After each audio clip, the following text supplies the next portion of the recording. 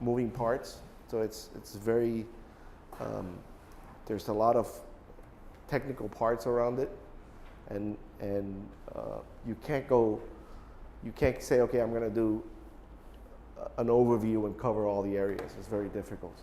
Some of these areas are very specific, and they take a long time to run. So this is I'm still learning. I mean, I've been here since 2011, and like I was telling him, I decided to apply security. I've been in cybersecurity for a long time before I knew Bitcoin, but the reason I got into Bitcoin was because I was able to, I was actually trying to secure a network.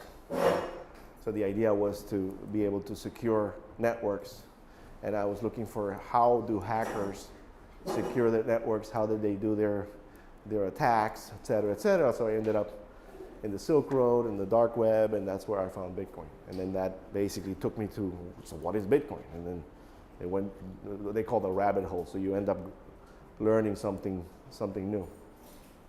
So that's basically how I... You are on YouTube, my friend. I don't know if they can hear you, but... But I can start? Let me see. I think you can. Let me see. You're the one with a live on air. You know, you put the buttons. We're live on air. Welcome. Hello. So I've been doing this for a long time in terms of cybersecurity, and I basically apply my cybersecurity to Bitcoin. And now what I do is I'm an auditor. So I'm this organization, and we audit individuals and organizations that touch cryptocurrency. It doesn't have to be Bitcoin. It could be Ethereum. It could be any other blockchains and tokens, as long as there is some cryptography involved in terms of private keys, etc. Then I help do an audit, and the audit is based on, or the standard is based on an addendum to the ISO standard and SOC 1 and SOC 2 standards that are out there already. So it's not like you have to follow this standard now. It's an added part, because most of these other standards don't have cryptocurrency or blockchain or anything like that. I mean, if they do, it's very little information. They're getting better, but hopefully this standard will get more traction, and more industries and will want to embrace it, especially the government and stuff like that. So. Where can I follow the live stream? On the link. Which one? On the link I sent you. I put it. Do wallet setup at the beginning? Yes. Yeah, I put the link. Yes, that's the first step. So maybe we can start there. Kan je kijken of je in de BTC podcast. Kan je dat kijken? In de BTC podcast. Waar ga ik die vinden? Nee, die gewoon Signal. Yeah, so the Wi-Fi is, let me give it to you. Kijk of je... It's right there on the wall, but Schrijf je... En dan daarin. Here, scan. En dan... Waar zit hij? Dit is een podcast. That's the password. Ja, that's maar a ik had password, een or you link can gestuurd scan. vanochtend. Oké, dan moet je verder naar boven hier dan. It just connects. Sweet. Yeah, nice. Thank you. Android and Apple working together. Vanochtend. Yep. You good? Hey, Hey, welcome. Dat is niet van mij. Nee. Sorry. Dit is niet goed. Do you have the link in the BTC podcast? Okay, and then we can start. I just want to hear. Did you put it in the Bitcoin? Yes, I just want to hear if the sound is okay.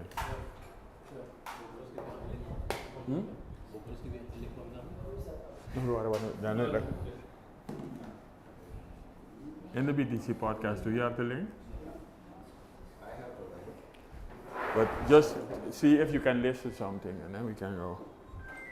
See if you can listen. Can you hear something? Can you hear? Well, no one's talking. Hmm? I can hear it. Yes, can you hear? 1, 2, 1, 2. No, you cannot hear it. You hear it? You hear it here. You hear him also? Oh, the Wi-Fi. William, can you start? Can you talk? Yes. Hello. 1, 2, 3. Testing. Testing, 1, 2, 3. Huh? 1, 2, 3. Hello, testing. Yeah? Okay. Yep. All right. Yeah, it's good. Yes. Is the sound good to be there? All right, so welcome everybody. We had a small introduction of who I am. I'm a cybersecurity expert and auditor in cryptocurrency, and I'd like to give a basic overview of Bitcoin. We're not going to go deep into any of these technologies or innovations that are part of Bitcoin, but we are going to go and do an overview, and hopefully we'll get some kind of basic understanding. And one of the first things that we're going to do is that we're going to basically, we're going to start with an exercise. So, first step is we're going to start with a wallet called Blink. Now this wallet has special characteristics. It's a wallet like PayPal. It's a wallet like it's custodial wallet, meaning that somebody else has the keys to the kingdom of your funds. But it's the easiest way as an introductory part for merchants and individuals to get into Bitcoin. So, if everybody can go to this site, blink.sv or SV.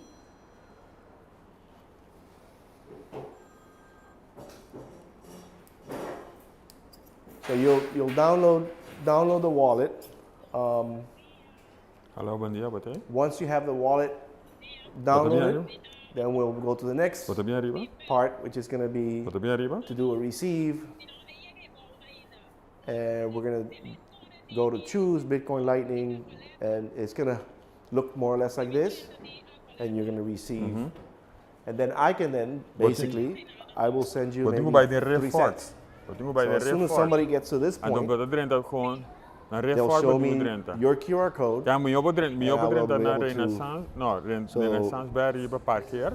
En dan ben je niet report. Yeah, we don't have to Well, understand what what's do we going need for? on. That's the Right. whole point later Waarom on. ben je But report je let's start opgebouwd? with Heel. the very basics En on dit how meer to. piso. Wat? And in your mind, you will be Well, understanding, okay. how do Thanks. PayPal and all these other applications that are out there, how do they work and how do you get on board, etc. Sure. Well, this is basically the same thing, but think about it that you don't have really a company behind it that's doing this. This is kind of like open source. There's a company here, but most of the infrastructure is open source. Are we there all? If someone has their wallet ready, I'll send them a few guilders. Okay, I will also send some people. I'll be sending cents, but Listen. the whole point. I'm not being cheap. I'm just proving the point that I can normally if somebody buys an Apple application from Apple, you'll end up the minimum price for an application in the Apple Store is what? Anybody knows? The minimum cost of an Apple app. Peter, let me. So when you buy an app on your App Yeah, Store, yeah, how I'm much? just How much? putting it. What's the minimum? Huh? So I scanned your QR code. $1. So 99 cents. Your address here in my app. So you can Yes, see that's correct. 5 guilders. I'm gonna hit 10 next. cents. Yes. 0 cent fee. If you don't have, if you never had one, you can. If you had one, you can restore. If you don't have one, so when you get to the point of Blink, 5 guilders worth of Bitcoin. create a new wallet. It'll go through the steps of sending you an email and going through all that stuff. Like a miniature store. So the reason Apple charges 99 cents is because all the fees, Visa, MasterCard, all the banks have to pitch in their fees, and then you end up with the minimum price of an app. Okay. So my name is Runi Calmera. What we want to do is, if you have your Blink wallet, we're going to give you about $10 cents of our own money.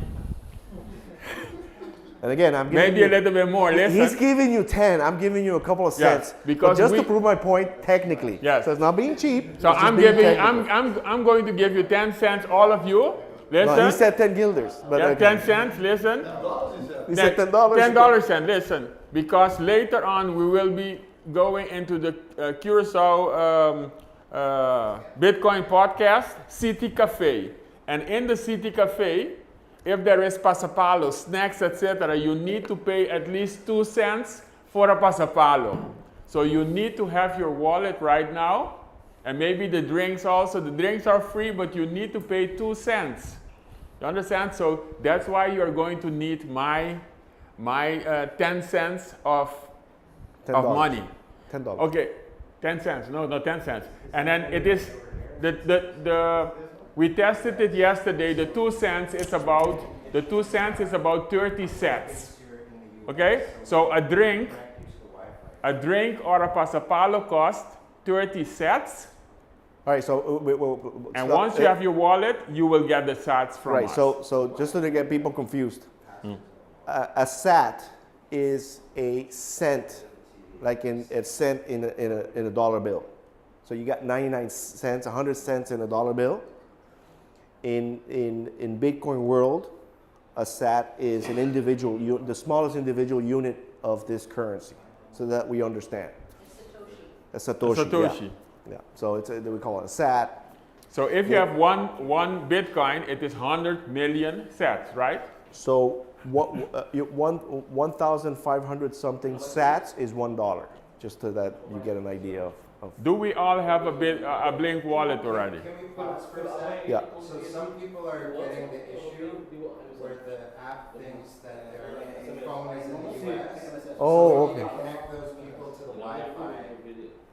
To the Wi-Fi. Yeah. All right. So we need. Everybody needs on the Wi-Fi. Who's missing? Salmon, sure. He needs Wi-Fi. He needs Wi-Fi too because I saw the same error came up. Sí, a mí también. But get your Wi-Fi. Yeah. No. Wi-Fi. Go do your Wi-Fi.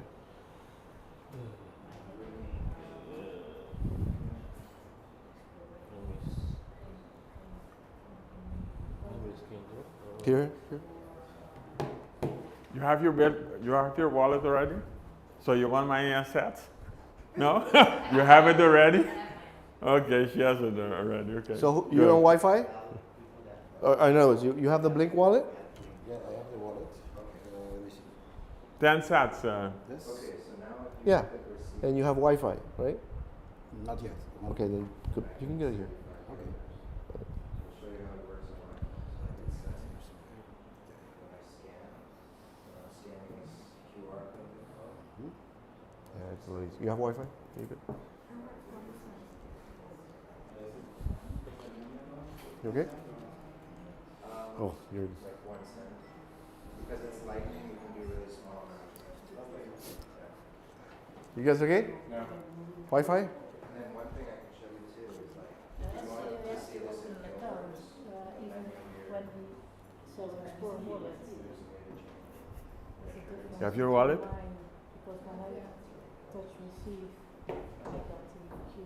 so maybe we should also show people that when they go in the menu, they can switch to Antillian Guilders. Okay. I have to create an account. You need to. How can we Yes, I do believe that? you have- We cannot you share. haven't done that? But okay. We'll just watch. So maybe Peter, give them a brief. Yes, go through that. The I don't people have who WhatsApp. have I a don't have wallet. SMS. Okay. On this phone. The people who have a wallet. Who doesn't how did have you a do it? Blink wallet right now? She didn't. Let's get everyone first. You didn't do that. No. Yeah. Yeah, you don't need it. You just, Yeah, that's strange. Blink wallet? Not choose. when he this receive, it's asking him to log in. What about this one? Okay. No, but go back to Blink. So when you he goes need when he goes to receive, you need to have. Even kijken, let me it asks see. him to log in. Even when Sorry. But she went through the whole You, steps. you don't have need to log in. Bitcoin. You need Lightning. Maybe it skipped Yeah, the but- step. Um, Just have Where to let me see. But he doesn't have SMS or WhatsApp. Let Peter help you. Let Peter. Peter here, the blue one. But I have my phone number back home. I mean, Well, Let him you help. can In the follow hotel. along yeah. with someone else, but I'll give him a treat. yeah. Basically, William. No, here. And then you I receive. don't see the lighting. What's receive here? It's in Dutch, so I don't know. I don't read Dutch. That's fine. What's receive? Oh, this one. Go click on it. Oh, sorry. Right? Give them 10 cents. Huh? I give them 10 cents, I will give you back. I'm kidding you. That's okay. Give them 10 cents, please. Okay. So, you have it here, so you move it to Lightning. Yeah. Make sure it's on Lightning because you have stable sats. So if you click here, see stable sats, Yes. and you have Bitcoin. Yeah. It's on But lighting. that's Lightning, exactly. All right, so then I'm gonna send you 10 cents. Okay, thank you very much. I need to send. The wallet of Satoshi is a great wallet too. okay. Yes. Peter, William, 10 cents, please.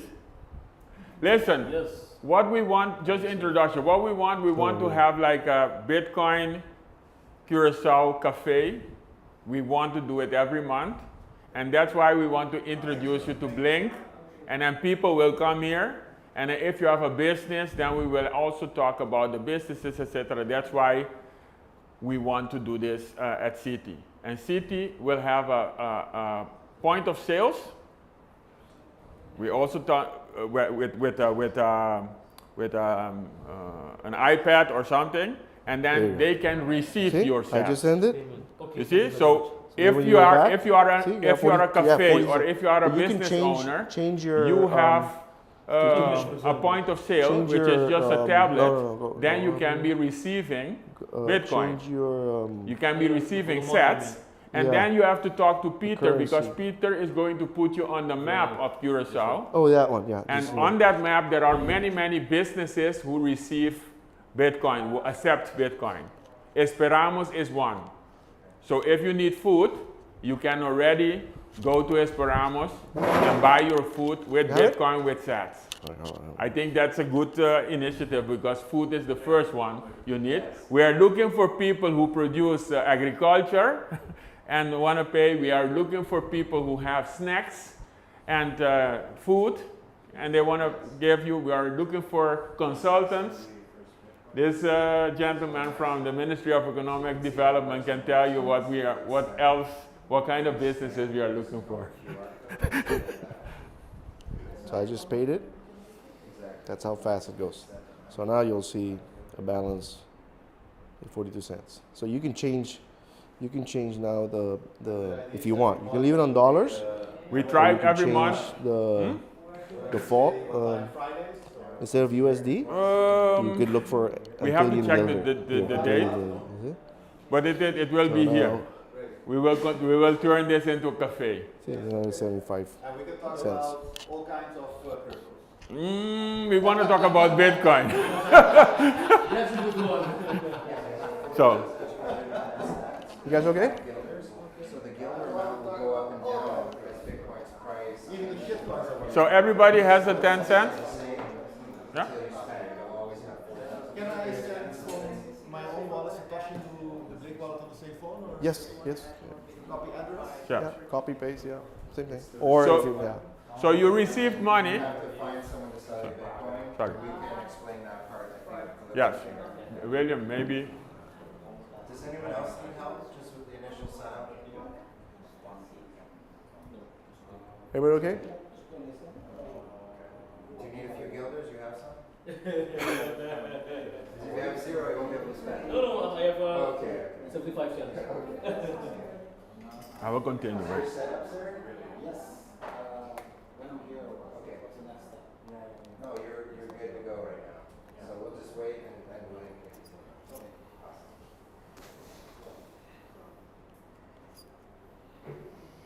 So what is Bitcoin? The short and easy answer is decentralized digital money. I would add to that decentralized digital sound money. If anybody's in finance and knows about a little more about money, sound money and currency. These are terms that have different definitions.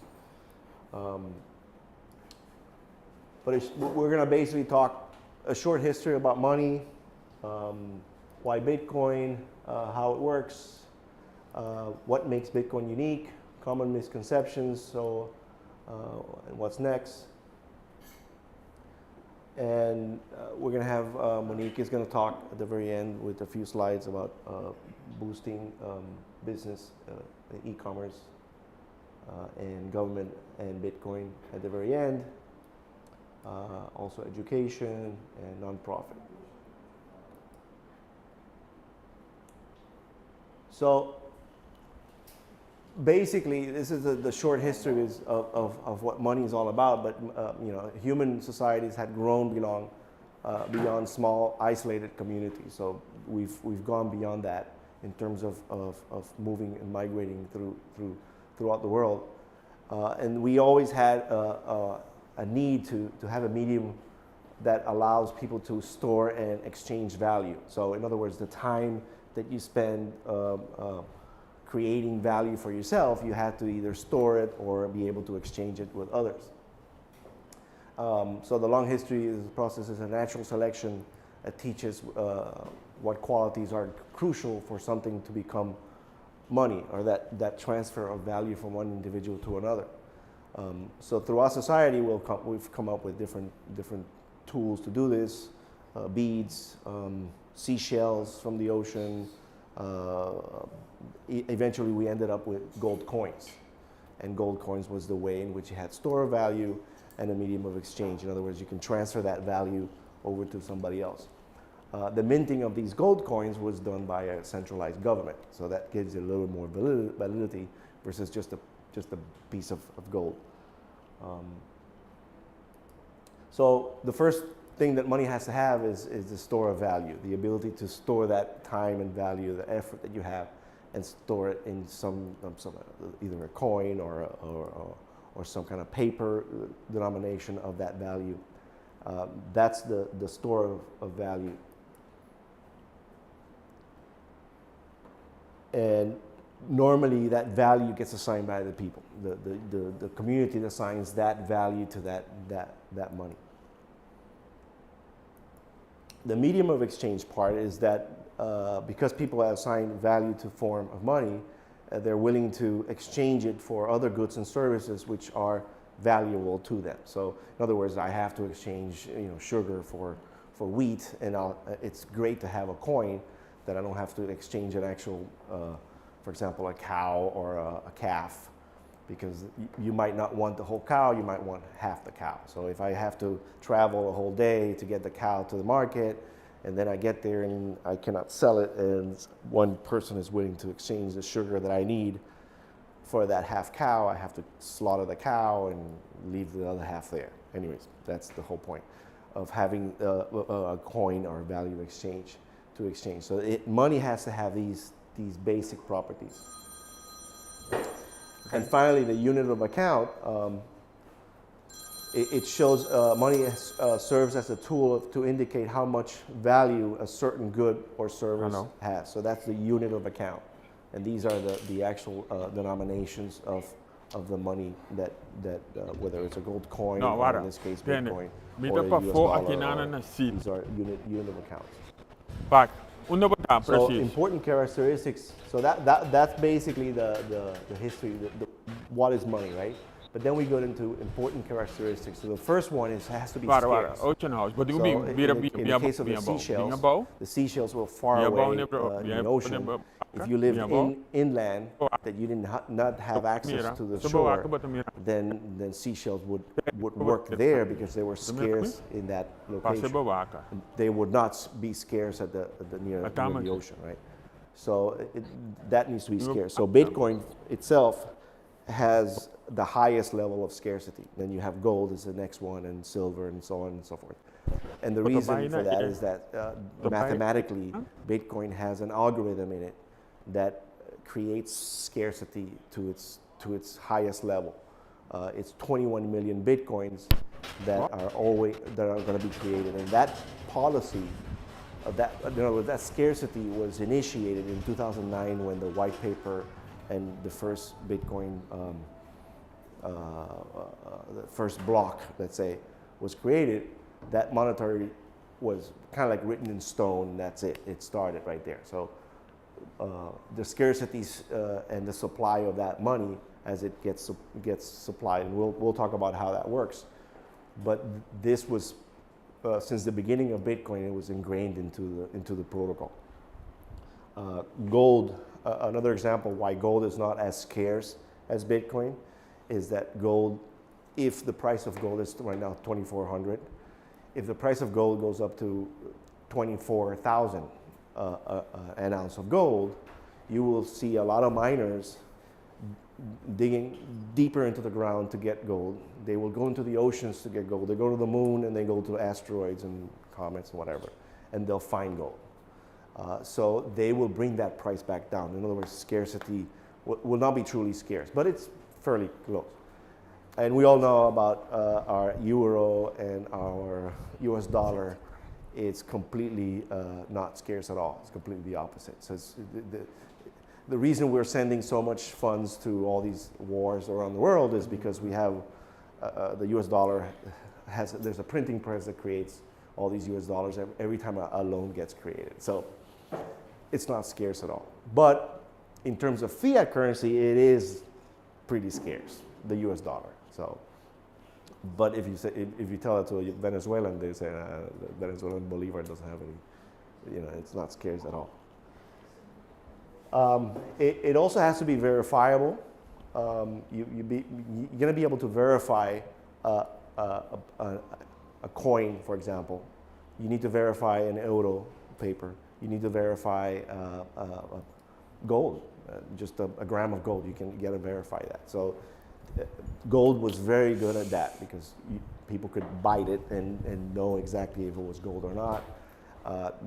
That was not good enough, so governments started to mint coins, and coins had special characteristics that allowed them to when you take the coin and you look at it, you know exactly certain characteristics that, same thing as an euro these days, One of the interesting things about coins, I don't know if you've seen a coin, it has these grooves around the edge, and I always wondered why you have these grooves, and the reason was that when you had gold coins back in the day, people would scrape the coins and back then they didn't have those grooves. They just scrape and get, if you have 500 of these coins, you start scraping them all and you literally create a new coin from that scrape. And then when you exchange, people don't this looks a little smaller, but it's a coin, whatever, I'll exchange it for.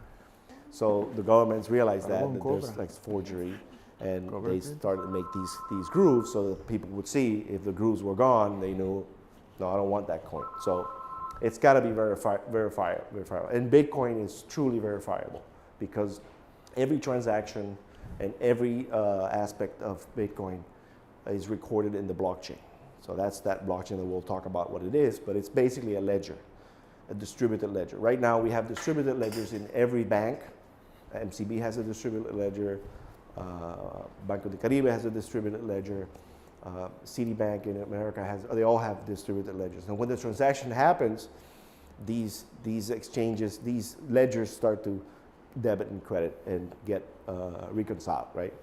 And that's what happens. But Bitcoin itself, it's this huge ledger that lives in somebody's computer, and in some cases, it's even in your mobile phone because you have let's say an index version of the blockchain.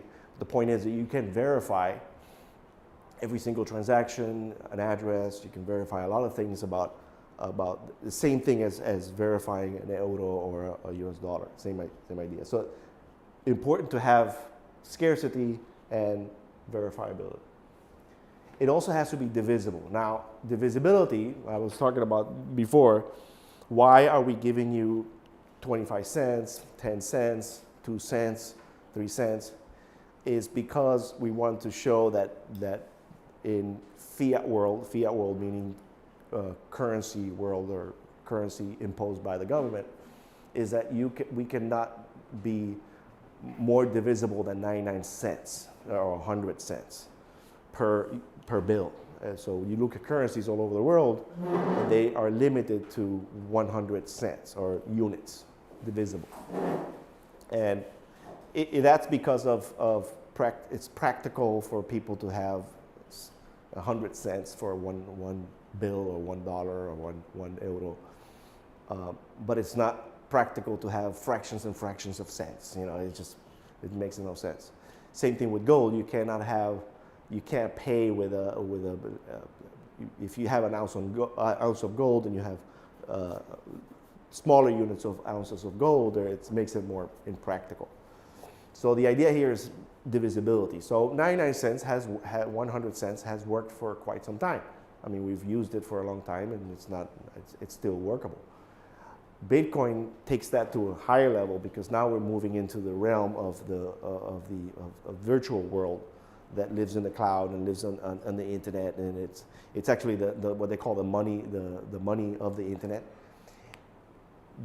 Bitcoin takes it to the level of eight decimal points, so it's extremely divisible. So when you think about 99 or 100 cents, it's divisible by 2 decimal points. So this is Bitcoin is divisible by 8 decimal points. That's why that smallest unit is a sat. But the point here is that you can divide Bitcoin extremely well in that world. So it's extremely divisible. It's more divisible than any other currencies out there.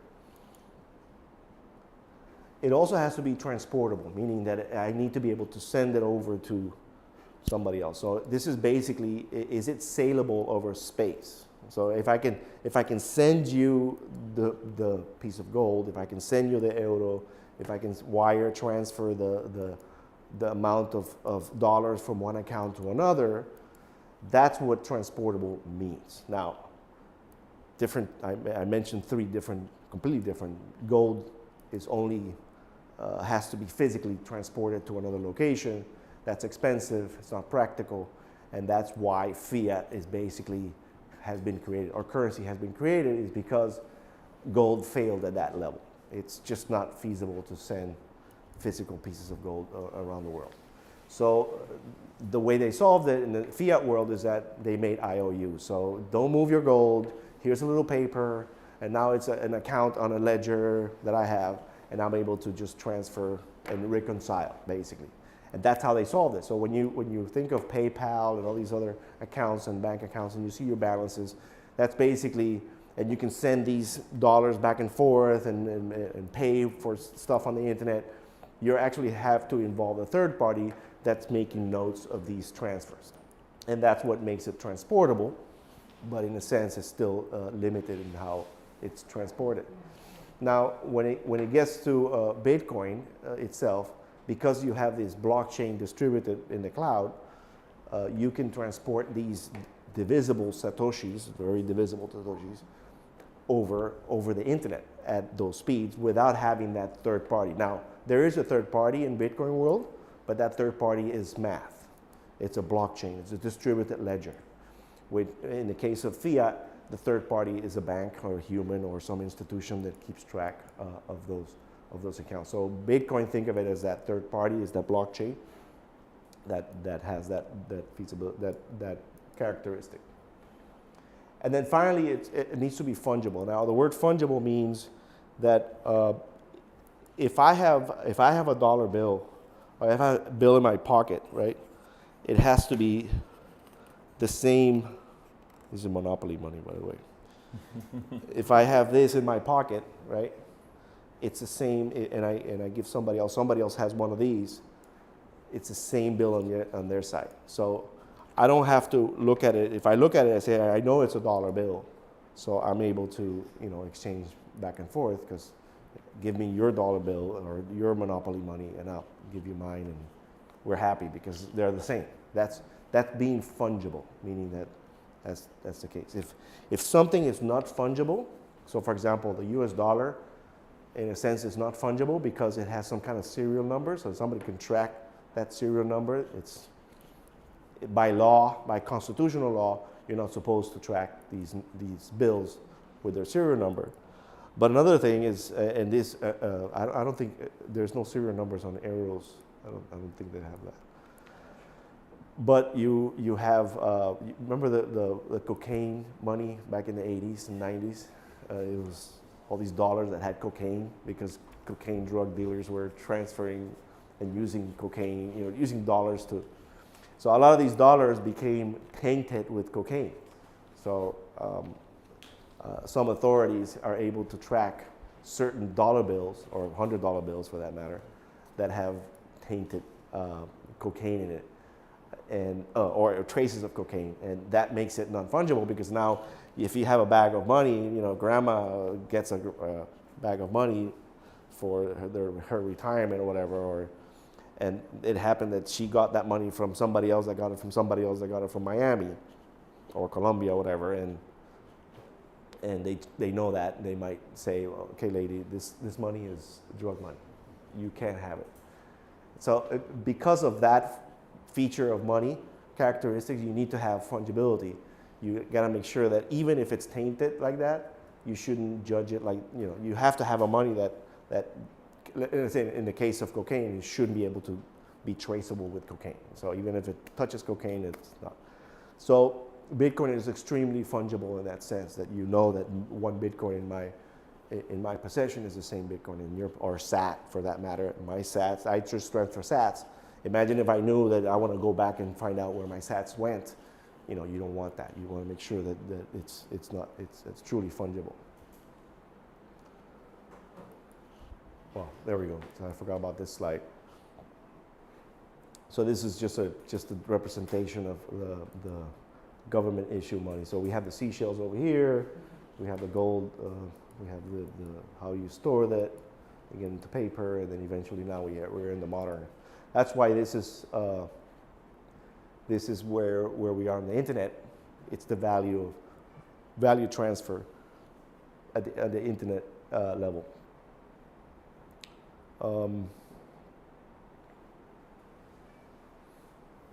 So maybe we can talk about this a little bit, but basically here what we have is the seashells are primitive. These are basic tools that we used to use in the past.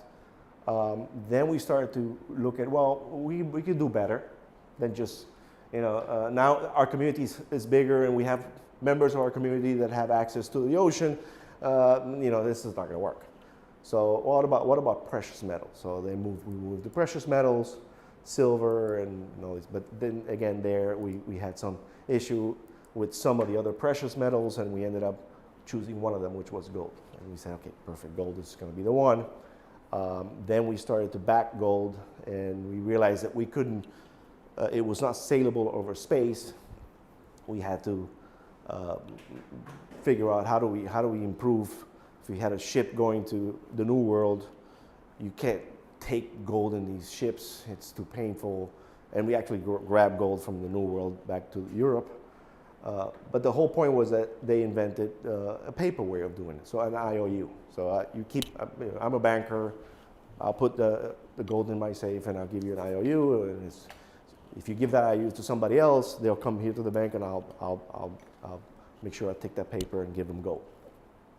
So that's how it was, gold backed, and that's all the way in 1971 is completely debased from the U.S. dollar. That was Nixon took it out of the gold standard. But it started when? Was it 1910? 1913. That's when it started.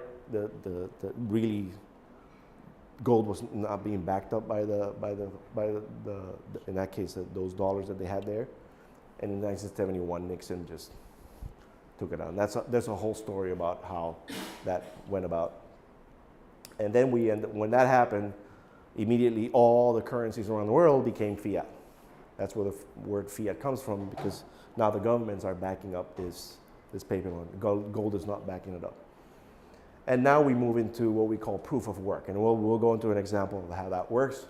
That's what Bitcoin uses. And some other blockchains out there will use the same thing. And how is the tax regulated with the Bitcoin? Yes, so we'll talk about that. But we did meet with the Minister of Finance a few years ago. We explained to them that you can pay taxes. You can record whether you have paid taxes or not using this technology. Because remember, the ledger is public. The ledger is not these bank, that bank. It's not like that. It's public, and you can prove that you have either had these transactions. So if the tax department says, I need you to tell me how many transactions you had the last 12 months, you know, I need to get an accountant and do all the paperwork and all that This is stuff. for OB William's referring Right. to, but in general in Curacao, Bitcoin is classified like euros, and the tax treatment is the same as euros. What does it mean? No capital gains. No capital What gains. that means in practice is there's no capital gains when you convert euros to guilders, but if you receive euros from a customer, you still have to charge OB because the OB is on the thing you're selling, not on the. Yeah, yeah. So in the U.S., you have capital gains plus sales tax, basically. But here, there's no corporate profit tax if you receive euros and then you sell it to guilders. If your corporation has Bitcoin and you sell it, it's not a profit and it's not a loss for Curacao accounting. So no taxable, no way, not taxable, not even. It's taxable if based on how you receive it. So if it's income to you personally, then it is taxable. Yeah. But if you're holding Bitcoin, there's nothing to. There's no secondary tax when you sell it, whether it's individual or corporate. But the beauty of this is that it's all on a blockchain, transparent. That you can, as an individual, you can basically tell the tax authority, these are my transactions, and this is exactly what based on that, I would pay whatever taxes I need to pay. So it makes it a lot easier for the for the tax department to get their taxes. They don't need to, put all these fancy machines all over the place. So if you do a job for someone and you receive 1,000 guilders worth of Bitcoin, then you record that as 1,000 guilders of income. If you want. According to The law. yeah, the principle, yeah. And the sales tax, if it's locally owned, also you have to Ask a question, repeat the question because otherwise Yes. they will not. Yeah. You know, Okay, you have understand. to charge sales tax They need- regardless of the payment If method. somebody has a question. Oh yeah. Okay. All right. So, but we'll do some examples of this. I think maybe you can explain what we did at the tax department of how we did it once we get the. So why then was Bitcoin created? Was just to remove that need for trust. That's the basic thing. You don't want to have that be trusting that third party. That's what we're a society that can constantly trust the government, trust the banks, trust the professionals, trust we're constantly trusting people. And yeah, of course, you want to trust, that my airplane won't fall from the sky. So you have some kind of checks and balances there. So it's all based on trust. This is by Satoshi Nakamoto, but basically it's a quote. The root problem with conventional currency is all the trust that's required to make it work. The central bank must be trusted not to debase the currency. We'll talk about what the debase means. But the history of fiat currencies is full of breaches of that trust. So banks must be trusted to hold our money, or in this case currency, fiat currency, and transfer it electronically. But they lend it out in waves and credit bubbles with barely a fraction in reserve. So a lot of stuff, a lot of terms in here and a lot of concept, but this was written by the inventor of Bitcoin. Now, he had a pseudonymous, so he had a name that he communicated with others in the community when he was trying to come up with this new technology. It was Satoshi Nakamoto. That was his name. Till today, we don't know if it's actually one person or multiple individuals or more than one. Or we just don't know. He has never, or he or she maybe has never divulged their identity, so we don't know. But he basically, in this quote, he talks about the conventional currency, we need trust required, central bank, and then debase the currency is because constantly fiat world, we're constantly printing this fiat currency. We're printing it, and we're debasing our own money. And everybody realizes that the money that used to buy 10 years ago is not the same that can buy today. And we accept that. We have a 2% inflation rate, 2% interest dictated by the Fed in the US, and it trickles down to all the other countries.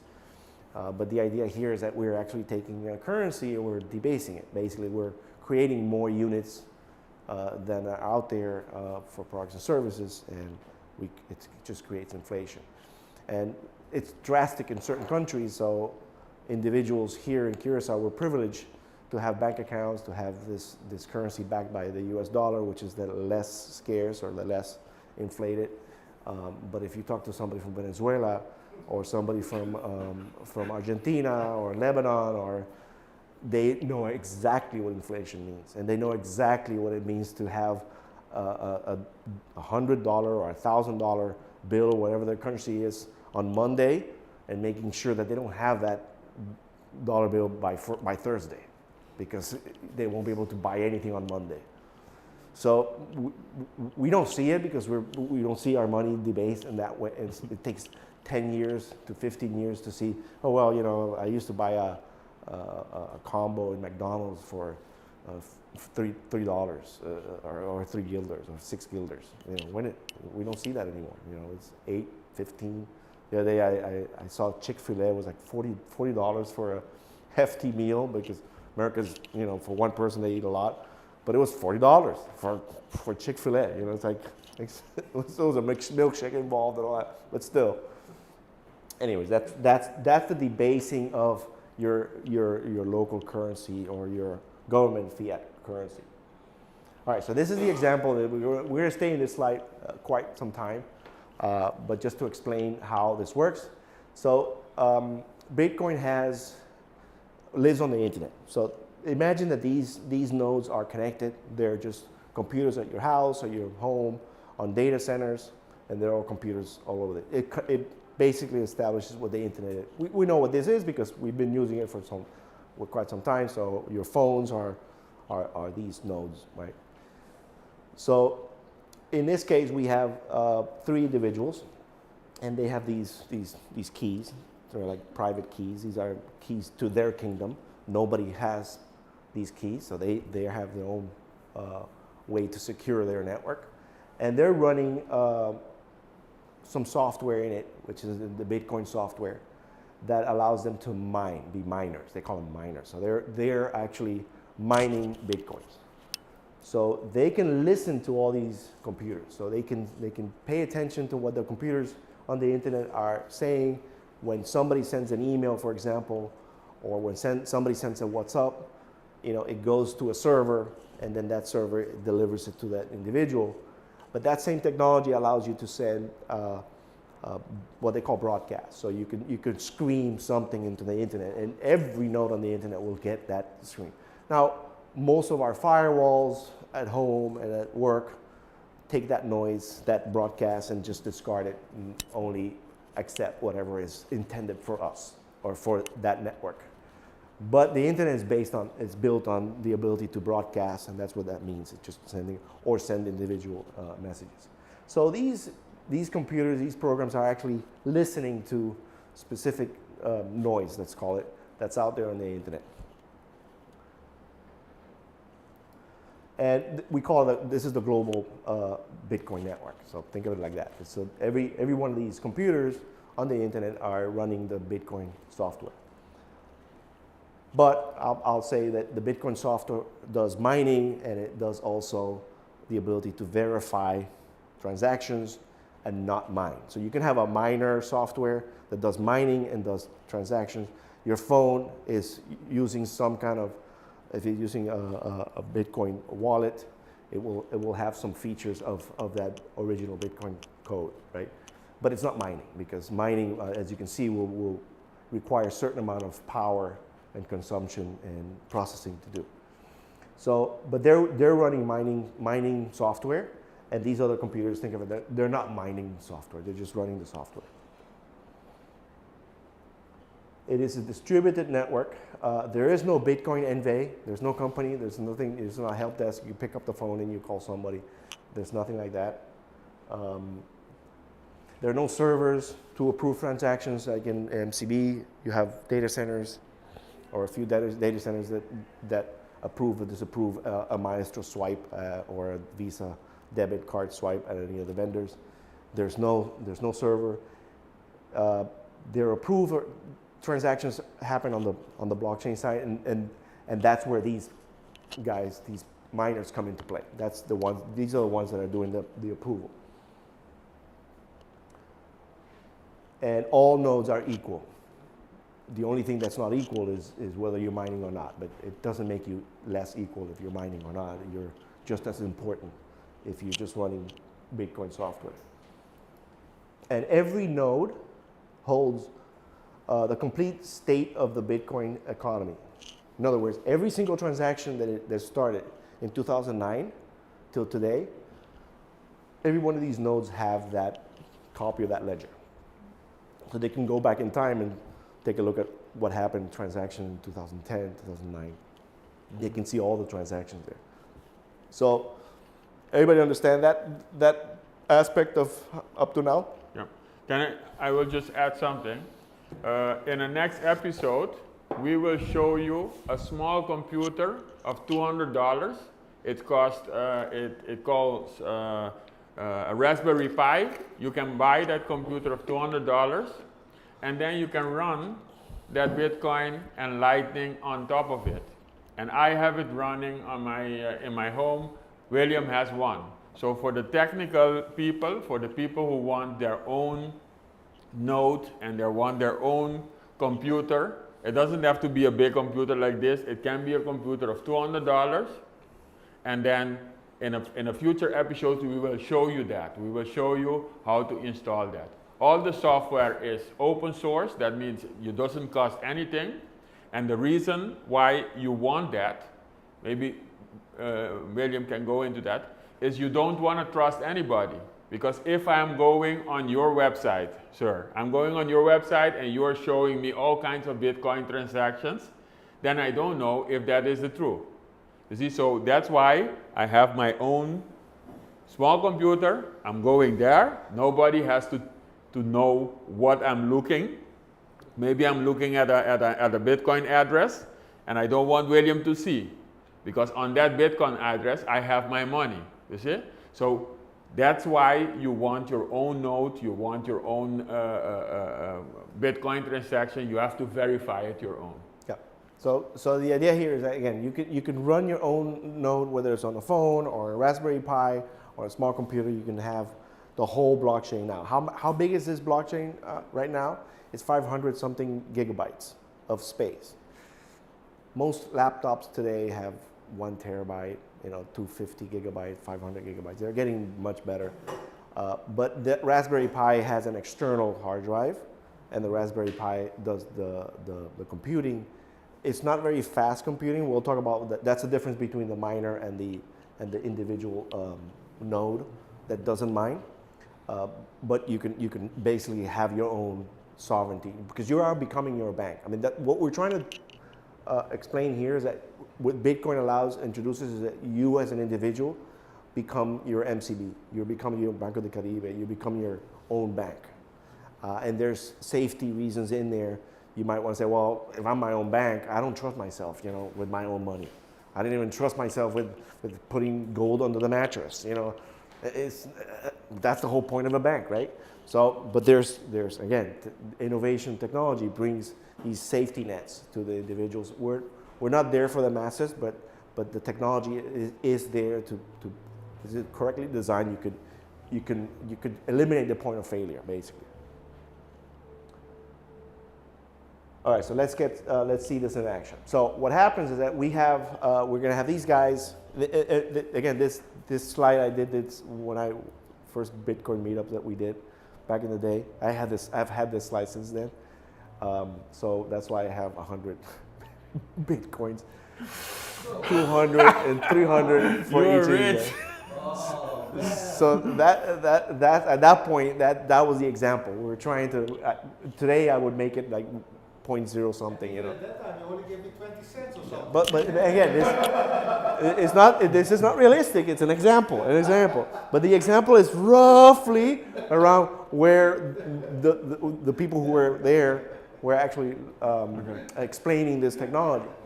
Anyways, number 1, number 2, and number 3, these 3 individuals have 100, 200, and 300 Bitcoins.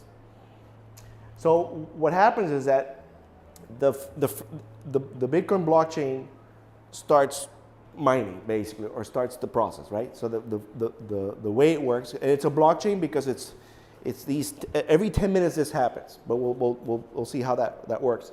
But every 10 minutes this happens, and the chain, and these 10 minutes are connected to the previous 10 minutes, and the previous 10 minutes. They're mathematically connected, and that's why it's called a blockchain, because a chain is all connected, right? So that's why it's called blockchain, and you add a new eslabón in Spanish, they call it, I don't know how to say it in English, which is the link. Okay, the eslabón is in Spanish, right? Eslabón and then link. So anyways, the blockchain gets a new block, and that's a new link. Okay, right.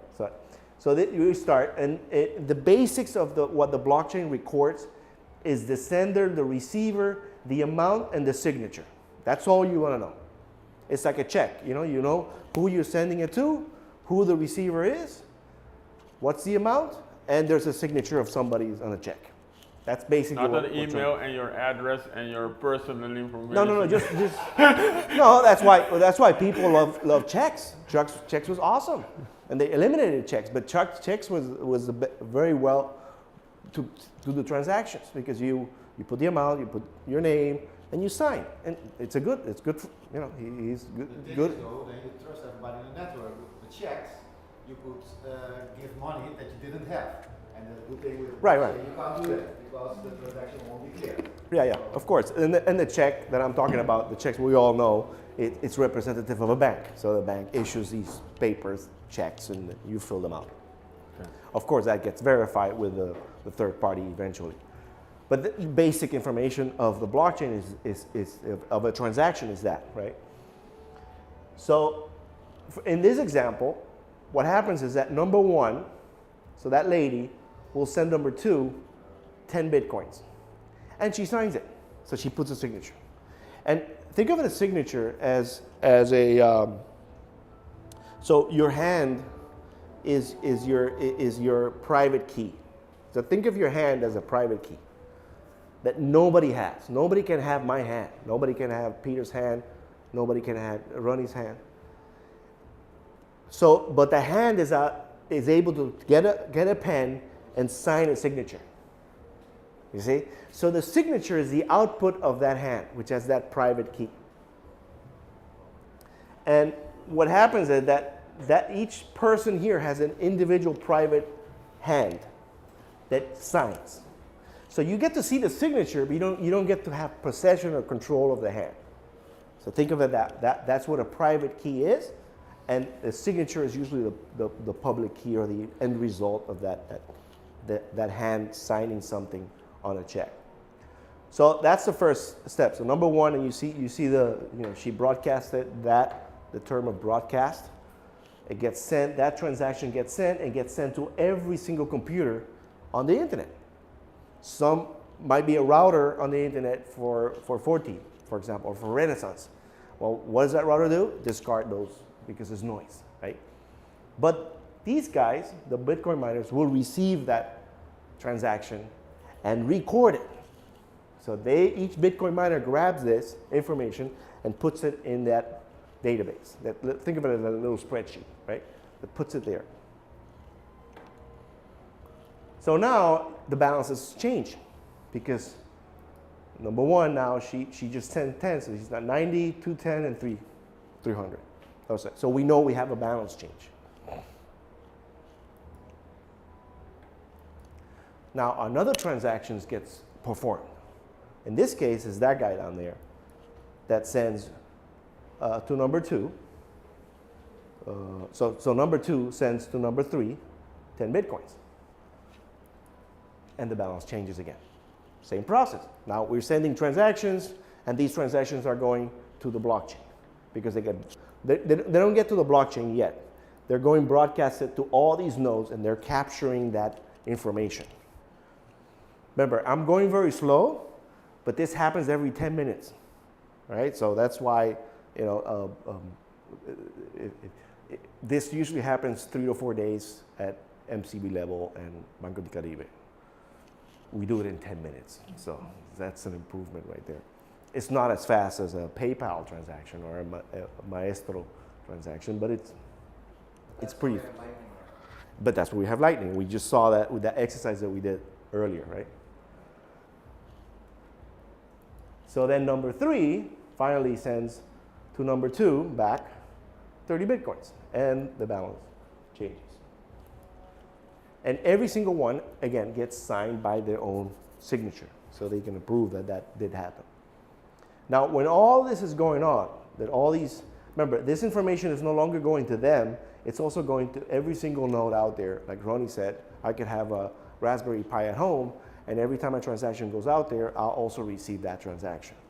But these guys are, what they're doing is they're working with their node to do a fast puzzle or compute a puzzle to find a specific number. It's a hash. It's a specific mathematical function that they're trying to run, and that's the difference between the Bitcoin miner and the non-miner. So the Bitcoin miner is actually trying to solve this puzzle.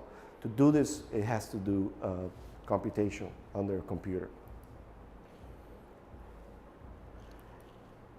When they're doing this, so all these individuals are grinding this information that they captured in the database, in the spreadsheet.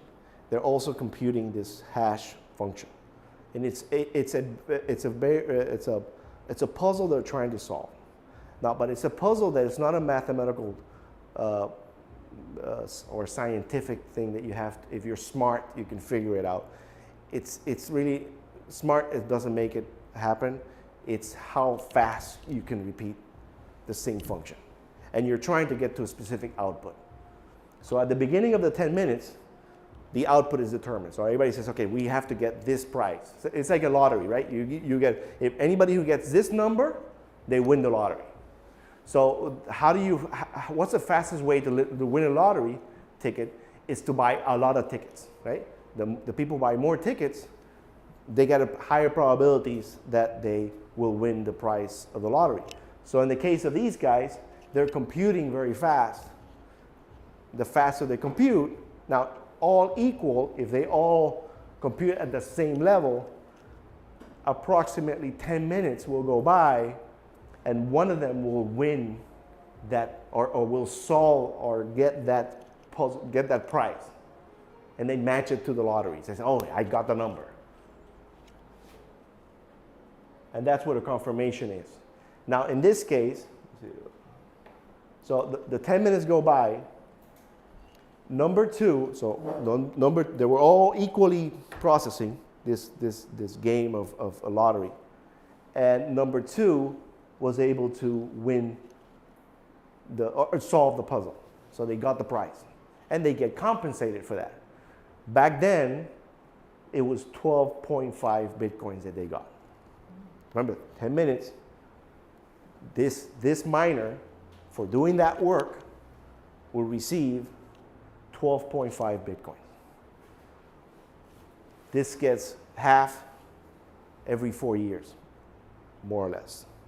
So it started with 50, then it got half to 25, then 12.5, and so on and so forth. Since last week, right? Since last week, we went to 3.25. So that's the incentive for these people, because they have to have computers. Computers for what? For not for scientifically solving a puzzle, but for be able to very fast process that function and get an output. Oh, it's the wrong output, let me do it again. So if I can go faster than that, or if the lady goes faster than the two guys, then she will win most of the time. So what happens is that she will win, but not only does she will win, she will probably win faster than every 10 minutes. So now it takes 8 minutes. And if it takes 8 minutes, eventually we'll get to the point that as we get more computing power, because this guy figures it out, what did she use? Oh, she's using a faster computer. Maybe she's using a specialized hardware. So I want that hardware. So he buys it, and he buys it. Now they're all going very fast. And now instead of 10 minutes, it's 6 minutes, 5 minutes, 4 minutes. Then it changes the protocol, which means that every 10 minutes is the. So there's an algorithm in there. There's AI involved. To me, I call Bitcoin's algorithm a very primitive AI, but it basically says, hey, you guys are going way too fast. You guys are just zipping through this, and my Bitcoin protocol, it's not 10 minutes like it should be. It's 5, 6 minutes. That's not the protocol. So I have to do something. So what do? In the case of the lottery, if you want people to, if people start buying a lot of lottery tickets and they start guessing, imagine if you had 2 numbers. People will guess the two numbers faster than if you have 4 numbers or 6 numbers. So what is it? You introduce a new machine with the little balls, right? You put more machines. So what the algorithm says, okay, well, we're going to make it a little bit difficult for you. So it introduces difficulty into the math problem. So it makes it so that these computers that were doing very fast, I guessed it. All of a sudden, oh, shit, I go back, it's too slow, I can't guess it. And then it goes back to 10 minutes. And the opposite happens if it goes above 10 minutes. Maybe these people turn off their computers. And only a few miners are left, but these miners have old equipment, and they take forever. They take an hour to mine. And then the algorithm detects this is, oh, okay, I'm gonna make it easy for you. So I'm gonna take a few balls out, a few machines of balls out, and now you can guess faster, and you back to 10 minutes. So. Yeah. I want to add something. This is dollars, right? This is $20. So what is it backed by? So what is this dollar backed by? And then before 1971, I think, before Nixon had a speech, you can look at that on YouTube, this was backed by gold. You see? So this was backed by gold before 71. But the last 53 years, this has not been backed by anything.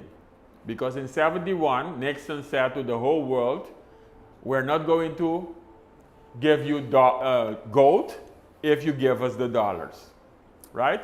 Now, what William just said is, people say Bitcoin is not backed by anything. But when you listen to this, Bitcoin is backed by energy. Because if you don't have energy, you cannot win that block. You see, so all the miners, the big miners, they are spread around the world, and they are looking for resources, for energy resources. So in Africa, if there is a river, they will go there.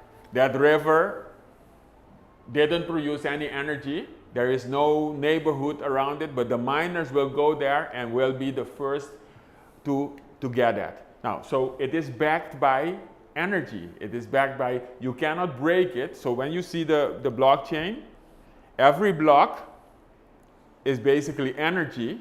It has been, you have used solar energy. In the United States, you have used gas.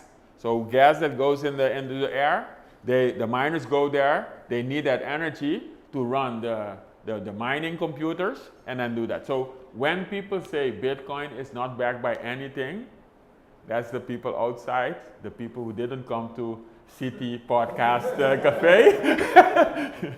And then now you know that it is backed by a lot of energy. To finalize it, I think there is one man on the internet, Michael Saylor, and he talks about how much energy is there. And he says the Bitcoin is backed by more energy than the banking. It's backed by more energy than the whole world. There is no other sector in the economy. So if you take all the computers in the world, you cannot even break that code. Yeah. So Bitcoin is backed by energy, and this is not backed by anything. That's what it So was. you can exchange to that monopoly money. You can exchange. Gold is not backed by anything. Well, this is at the bottom of the fiat. I think This above is fiat this money. This is fiat money. It's also monopoly money. above this is a Bolivar, maybe. Yes. No. So listen. So Bolivar is a little more valuable than. Okay. So to finalize, fiat money. Fiat means money by decree. So it's because a government said Yeah. that's money. You see, but I just want you to listen. This is not particularly only the dollar. This is paper. Some people don't see the paper anymore. Do you see the paper still? The people in Venezuela, they see the paper. They know that, okay, this is the dollar, this is the best thing. But even if you put, I don't want to make it difficult, but even if you put this one, I hope you see the paper. You have to look at the paper and see the paper, and don't look only at that thing. Because both of those in your pocket, and you fly to Colombia, one of them is actually monopoly money when you get there. Yes. So this will be, and then the last thing is the Central Bank of Curacao and Martin. They sold 1/3 of our gold. So they sold it and they bought Treasuries. US treasuries. And I'm an economist. I know the treasuries. I'm looking at the treasuries. William is not doesn't agree with me, but the US debt to GDP. So I have debt divided by my total income is 130%. What does it mean? Debt from Curacao is around 70%.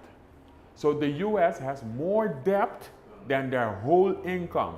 Would you lend to somebody who has more debt than their income? You see, that's why people, but that's for another episode. That's for another. That's another. I have nukes. I will We want you to come to the next episode where we will be talking about that the dollar. There are a lot of people, and especially the Bitcoin people, that they say gold is Bitcoin. Bitcoin is like gold. Sats is like gold. And it is more scarcer than this for sure. Because this, they printed a lot during COVID. They printed 40% of this. And they are printing 7% a year. That's the inflation. Yeah. Sorry. So going back to that fee, I reiterate the difference between fiat money or fiat currency and money. Money is usually organically by all individuals in a community to decide what is a value transfer mechanism or tool. And sound money represents that. It could be gold, it could be also that paper could be sound money if it was backed by gold and you could have that exchangeability. So that in a sense is the idea here is that fiat is by decree. So the government says you have to use this guilder here in Curacao, but if you go to Venezuela, I have no control over that. So it means it's monopoly money in Venezuela or in Colombia. Maybe in Venezuela they might accept it because they're desperate. But the point is it's by decree. Anyways, going back to how Bitcoin works, is this happens. That's what we call a confirmation. Every 10 minutes, this happens, right? That puzzle in getting the lottery tickets, right? It happens every 10 minutes. It's called mining. It levels the network. It makes everyone agree on the transactions being consensus. So when they make that puzzle, right? So everybody collected that spreadsheet, right? That information in the spreadsheet of all the transactions that happened within that 10 minutes. And this person over here won the lottery. So they get compensated. What that means is that they take those transactions and they put it in the block, they seal it, they close it, and they put a link, like the link, right? And they create a brand new, let's say, folder or bin where you're gonna put more transactions. Because think of it as you put transactions in a folder, right? So you have a folder, you put transactions in a bin where you put. So each one of those is a transaction. So what you do is you create an empty version of that every 10 minutes. So every 10 minutes you create one that's completely empty, and then you put transactions in there within 10 minutes. In that 10 minutes, you win the puzzle. Somebody did expense energy, and they got compensated for that. And all of a sudden now you have everybody agrees, and the whole world agrees or the whole internet agrees that transactions in that block that got sealed have those transactions that are permanent. They cannot go back. You cannot go back in and say, oh, by the way, let me take this transaction and actually change the different amounts because this was a mistake, and we're gonna have to change the owners. This is not for this minister, but it's for this minister, not that minister. So we have to change the name, and that happens all the time. But it happens on ledgers and banks, and we have rule of law that prevents or tries to prevent that. But that's what we call corruption. This blockchain cannot be corrupted. Once that transaction gets in there, it's for good. You can't go back and change things. William, can we break for having some drinks? Yeah. And then also the snacks. Yes. Just to finalize, the whole process is called proof of work. Why? Because you're proving, these miners prove that they worked, that they expense energy. And for that proof that they did of work, they get compensated. And in that process of compensating and proving work, they actually sealing that block and putting the transaction in, and they open a brand new one, and they start the whole process every 10 minutes. That's why there's something backing it up, which is called energy, and the hard work of these individuals that are doing this. So that's it. So we can go ahead and stop and pick up here. We will stop for 5 minutes, have some drinks, and then the Citi people are going to come for your sats. So you need your wallet to pay for some snacks. Thank you. So we have some drinks. Anybody here. has questions? We have Also, drinks here. Throw them. Is it clear? Down. Hey, and we are listening to you online. Maybe just a question about Sim. the objective of this meeting to show us Sim. how Bitcoin works. William Yes. How do you see the nano-S ledgers like are they safe or are they, because I began with Bitcoin in 2015.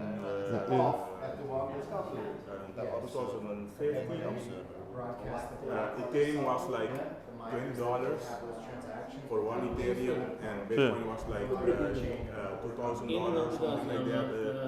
But I stopped because I was. En te verdienen zijn door die aan je is 6 Bitcoin. That's why I didn't is go further. 6.3 Bitcoin. Yeah. Wat komt er? It's too Kan bad. si bota mine hoor aqui? How it's grown, Si bota mine? But if But in 6.3 Bitcoin. No, but in 3.1 de 5 Bitcoin. And but in my computer? Right. So you came a little late, but we have an example. Maybe you want to try that because it will help you understand the difference between what you transacted back in 2015 or that 2015 and today. It just is. So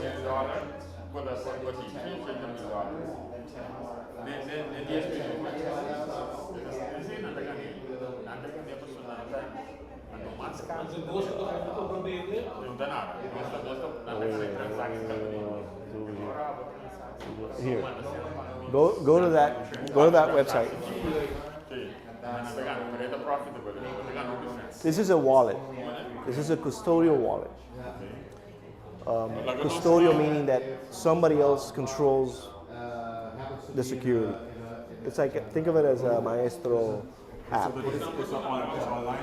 Yes, not online. No. It's a wallet on your phone, but the security happens like the app. PayPal. It's a PayPal app. You know, your app runs on your phone, but it's based on an account that you connect to this company, right? So this is the first step, and it's called custodial wallet. There's two different types of wallets: custodial and non-custodial. That's a custodial wallet. So to explain how to transact and how to secure your bitcoins and stuff, we're going to use this Blink wallet for you. So try download that. Wait, hold on. And you have Wi-Fi? Yeah, here. Yeah.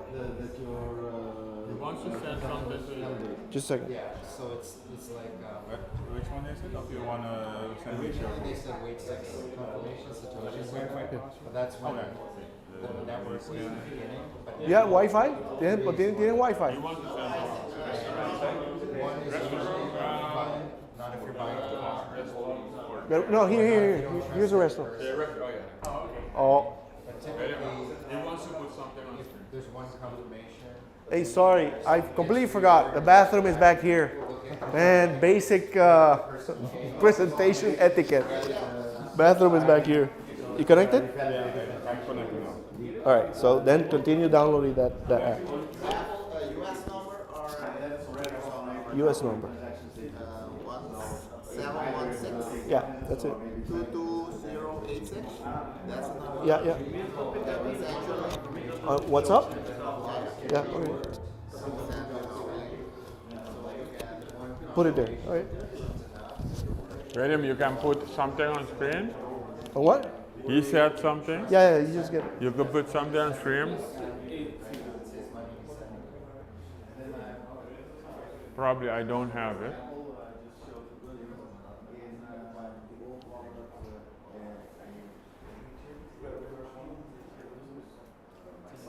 Postan, tu rende, postan po bindalo un drinks, un goy bebe. And the paper station nang, for the snacks, you need your wallet. You need your wallet. For the snacks, you need your wallet. Yeah.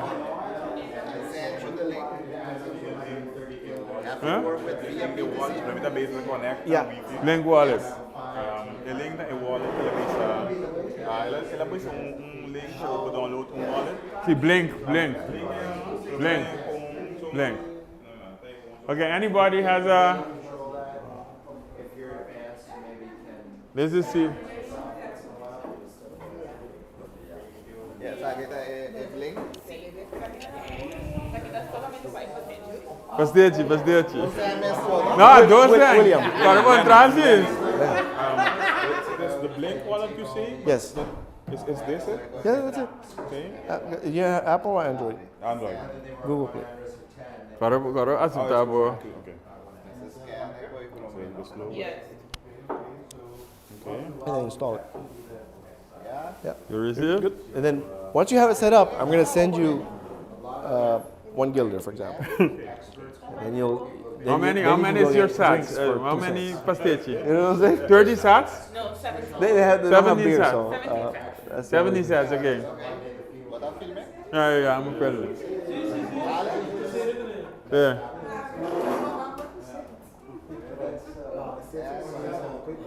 Paid? All right. Hey! Citi Cafe. Oh my God. Monique, you got sales. That's fine. Do you have our The group drinks are free. WhatsApp, Next, or next. Do you have connect to get in Pwede touch with me? pastéis, pero dito nessa pastéis. Hello!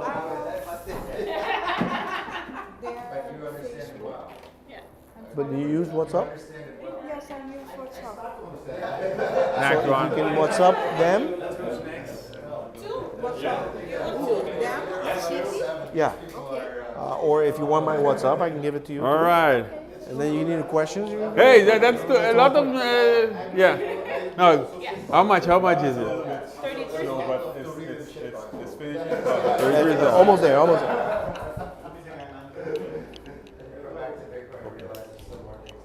Yeah, paid? So All just right. add your Hey! contact. Thank you. Two.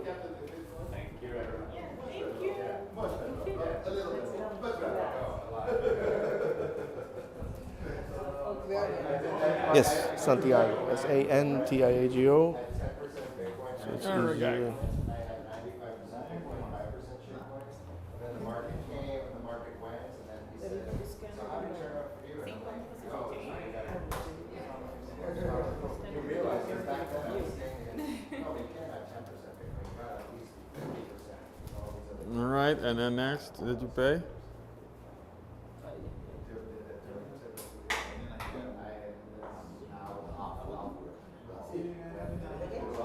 Yes, okay. 716. Goes fast. So 1 is the first number. Did you pay? 716-222-0886. Did you pay? 0886. Okay. 716 Somebody has to help. 0886. And then +1, so it's US. And then send me a what's up. And I'll just confirm. Yeah, next. And then slide to the confirm. Slide to the right. All right. Yes, more revenues. Hey! The next superstation. Yep. So we are. Where can I pay? With SAT? Right here. How much Doe je percentage would you like? zelf hè? I don't Was know. going to What do I have to buy 17 steps. my computer or so. Okay. 17 That's what he was talking about, Raspberry Pi. Yeah. So you want I run 4 nodes, not miners, but nodes. I have 2 at home, 3 at home, and 2 in the cloud. Peter has like 2 or 3 in the cloud. Satoshi wallet. So We have a community Alright. one that we're going to show. That we have our own node here in Curacao. All right. In actually data center of Curacao. No, a couple of seconds. Yes. How can I learn or get more? Thank you. Please hand over the Information. pastage. Well, I have like a Bitcoin meetup. She has a city group that you can get. Guido, a link and thank you. And get. It's an international people get aware of meeting kind of that you can get events and organize them. Did it work? Pastage tá bom. E só para You have pastage. the number. So whenever you have that, tell me. And when you send me, if you have a name, tell me your name so I don't forget. So yeah, so that's one. So the city has that ability to see what events are. Like this one is going to be one of the first ones. And the swipe. I've been doing a Slide to Bitcoin meetup confirm. every 3 months or 4 months. All right. So Your next we superstation? meet and we have a community. We have a a Signal group that we participate, ask questions and stuff. But My situation, I just want to invest, invest, and then see how far I can go. or save. Also possible. Bitcoin is a savings mechanism, not an investment. That's the difference between crypto and Bitcoin. Yeah, okay. Crypto is investment, You have a different, stocks and bonds, investment. But Bitcoin is a savings mechanism. It's not. I buy Bitcoins every month, every week actually. Sorry? I buy Bitcoins every week. Yes. I've been doing that since. But All right. But Hey, I do it for Bitcoin. my great grandchildren. Not for me. For my great Thank you, grandchildren. sir. I'm not even for my children. really don't. No. Not for you. It's literally how do you save for your next generation? That's a good thinking. That's what we all, Peter, and we all in this since the beginning. I invest in, we have different stocks and we got pensions and stuff like that. We invest for short term. You buy a house because you live in it, you rent it. Cuida you de maneira. But do you save for your children, for your grandchildren? So no, you did. No, you did. And when we send our, I'm not saying my grandchildren, but I think the society's, Yugorslavs in the future. No. What are you doing for them? They're not even born. Create new wallet. You see what I'm saying? Well, for my daughter was like 6, but What about the one that's not born? The daughter of your daughter. When she comes around, she's gonna say, "My grandpa did this. Wow, mama, he was awesome." What did? and then life is. You're not around, but she will. I don't know. Life is so hard for them. So it's easy. It's easy to do something now because it's good for you now. I'm not even here in a year, in 10 years. But these new generations are. What about them? It's not fair. I mean, imagine if our great Dutch discoverers back in the day. Roos, Super toch? South Roos, cool. did what they did not, Shell back in the day. But imagine, flip it around, be Venezuela. How are those people feeling in Venezuela? What these stupid people did for us. Lekker economische zaken pakken. Ja, natuurlijk. I heard my name. Meneer, wat moet ik brengen? What? Okay. Yeah, you don't get any? Do receive. See, meneer, wat is het? Yeah. So here we have Bitcoin and stable sats. Stable sats. But is what like we US do, price goes up. So I can send you stable Price has to go sats, up. and it'll be deposited as dollars. Okay. In other words, if you have to pay electricity or pay things in fiat, you don't want that volatility of the price of Bitcoin go up and down. You want to have $1,000, for example, because you know that stays stable, so you can pay salaries, etc. Yeah. So that's why that's there. Okay. But you don't care about that. You care about this. Yes. Then here you have different ways. On-chain is called Bitcoin. Remember, on-chain being Bitcoin, and that's what that 10-minute transaction is. This is that address. But Lightning we're doing on top of Bitcoin. Okay. This is the same Yeah. idea. So now that's what I'm gonna send you now. See. Hey, lagi.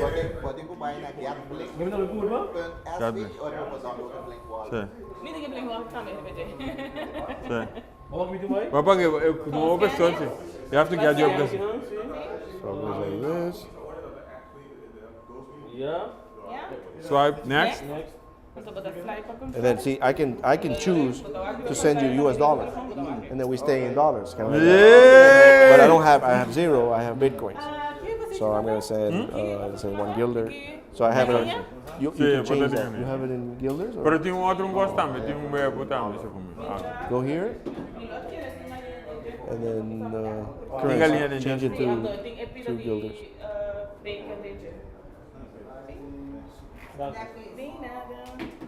All right, William. For you, the pastiche is $10. Just a second. No. I'll be right there. I will have Right. one. Also. Angie, yeah. And then we can continue, guys. And go back. Go back again. Monique, thank you. Is it? Oh yeah. Is it? So now, all right. So, what is it? Pastiche. Was it 2 cents? 17 cents. This is the lady. Oh, she's she has to. Citi Cafe. Yes. So 1 pastation. Here you go.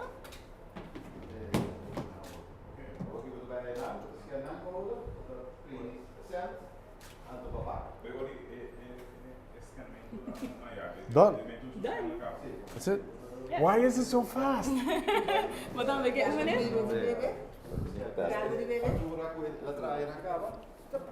Oh, sorry. Fine. I have water here. Blink. Hold on. Dat blink, hè? Zeg maar, but you want to wallet? Oh, it is the blink? No. No, where's the by blink? But where did the blink? Yeah, blink. Him, I did it because I made an invoice on his. But if I want to send with my thing, can I do that on the Lightning Network? Because it goes So to which other wallet you want to transfer No, from? I just want to send it. Next. Anybody, for example, Can the Satoshi wallet, and then Go to right, swipe to right. Where go oranje, swipe. Send that much money. Yeah. That's not possible here. No. Where? Okay. Done. Send. Okay, but then we go to the Bitcoin network. All right. It's not a Meneer, Bitcoin nou weet network. je het zelf? You have to scan. Oké, kun je weer weg? Dus I want to make an amount here to send. Dus for example, I want to send $10 of $1. You do that when you receive then. Yeah. All right. Woo! Okay, So guys. you have stable Now we coins can and come Bitcoin. And you together, have so we will Lightning or continue. on-chain. So this is on-chain. See the BC1Q? Yeah. Lightning is an LNC. It's a very long address. Yeah. You William, can set the amount here. And once you set the amount, you can add a node, and then you send it. That's it. Okay. But then you have to start with receive it, correct? That's strange. Yeah, because that's how you Actually, you want to send something. No, when you make an invoice, you don't create the invoice. The person who creates the invoice is the one who has to receive. Yeah. This is an invoice. I did Okay. it myself. we can It's an continue. invoice. So think of this William. as an invoice. That's what you receive. So I have to create the invoice so he can send the money. Yeah, but I also can create the invoice. But Yeah, then we it continue. We will starts continue. with receive. It's strange. It's not logical. I have to use the receive button to make a invoice. Where you show the website of that he said? What's the website? They ask what type of code they are. Ami di ko paga por tirar.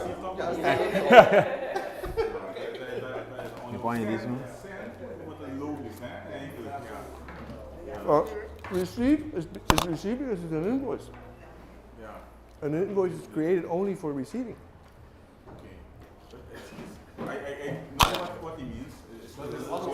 Rose. What's the number? How much you want to send? $2. Sorry. No. So You can do it too. yeah. Do it.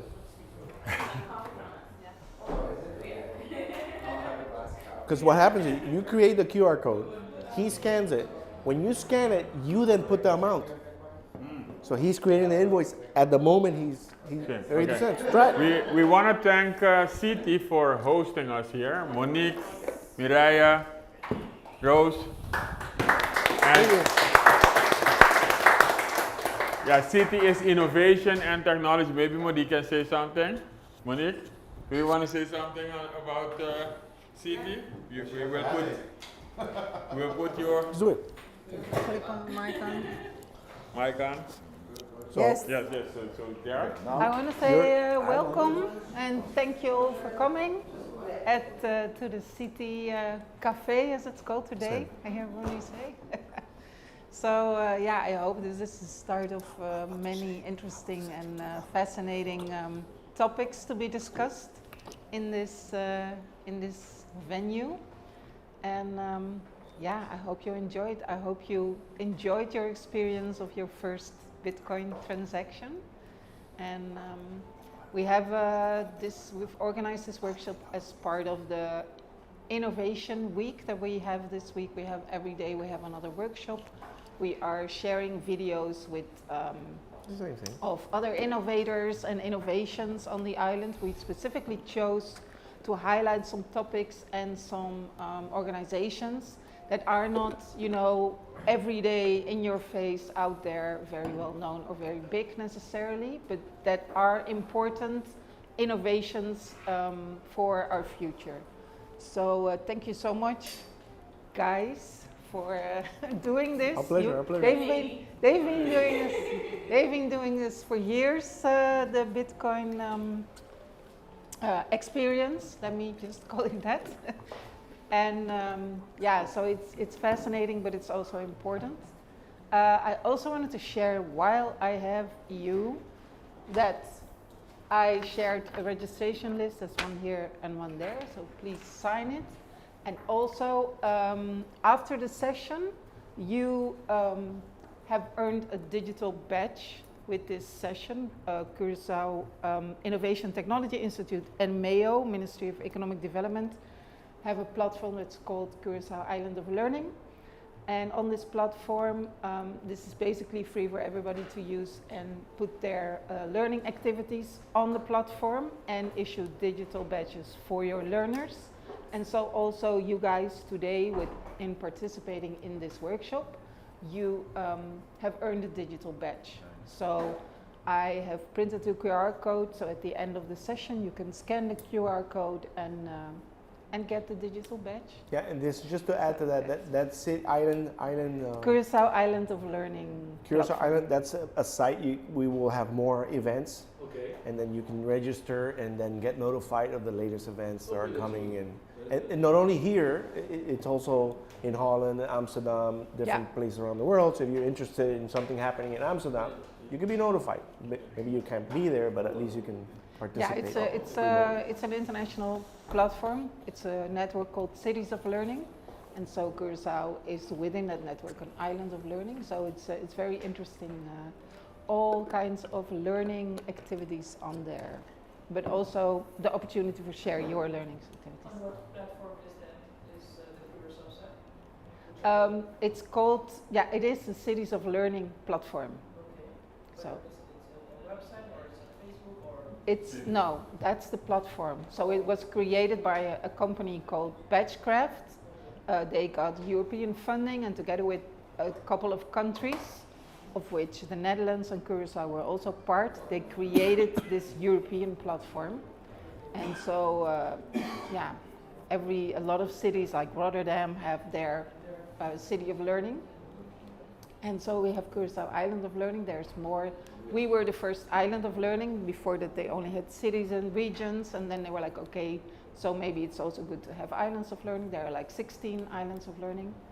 So it's a whole network, and like William said, this means that you can also access all kinds of content that is being shared in other cities or countries.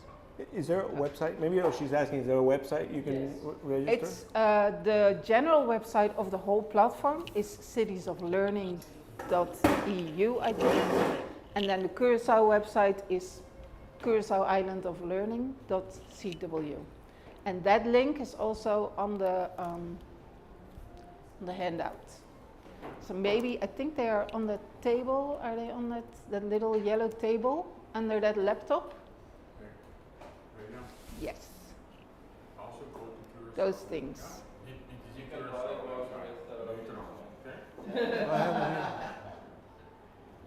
So this, I can put one on every table. So if you guys share this one. This also has the information on it, the website link.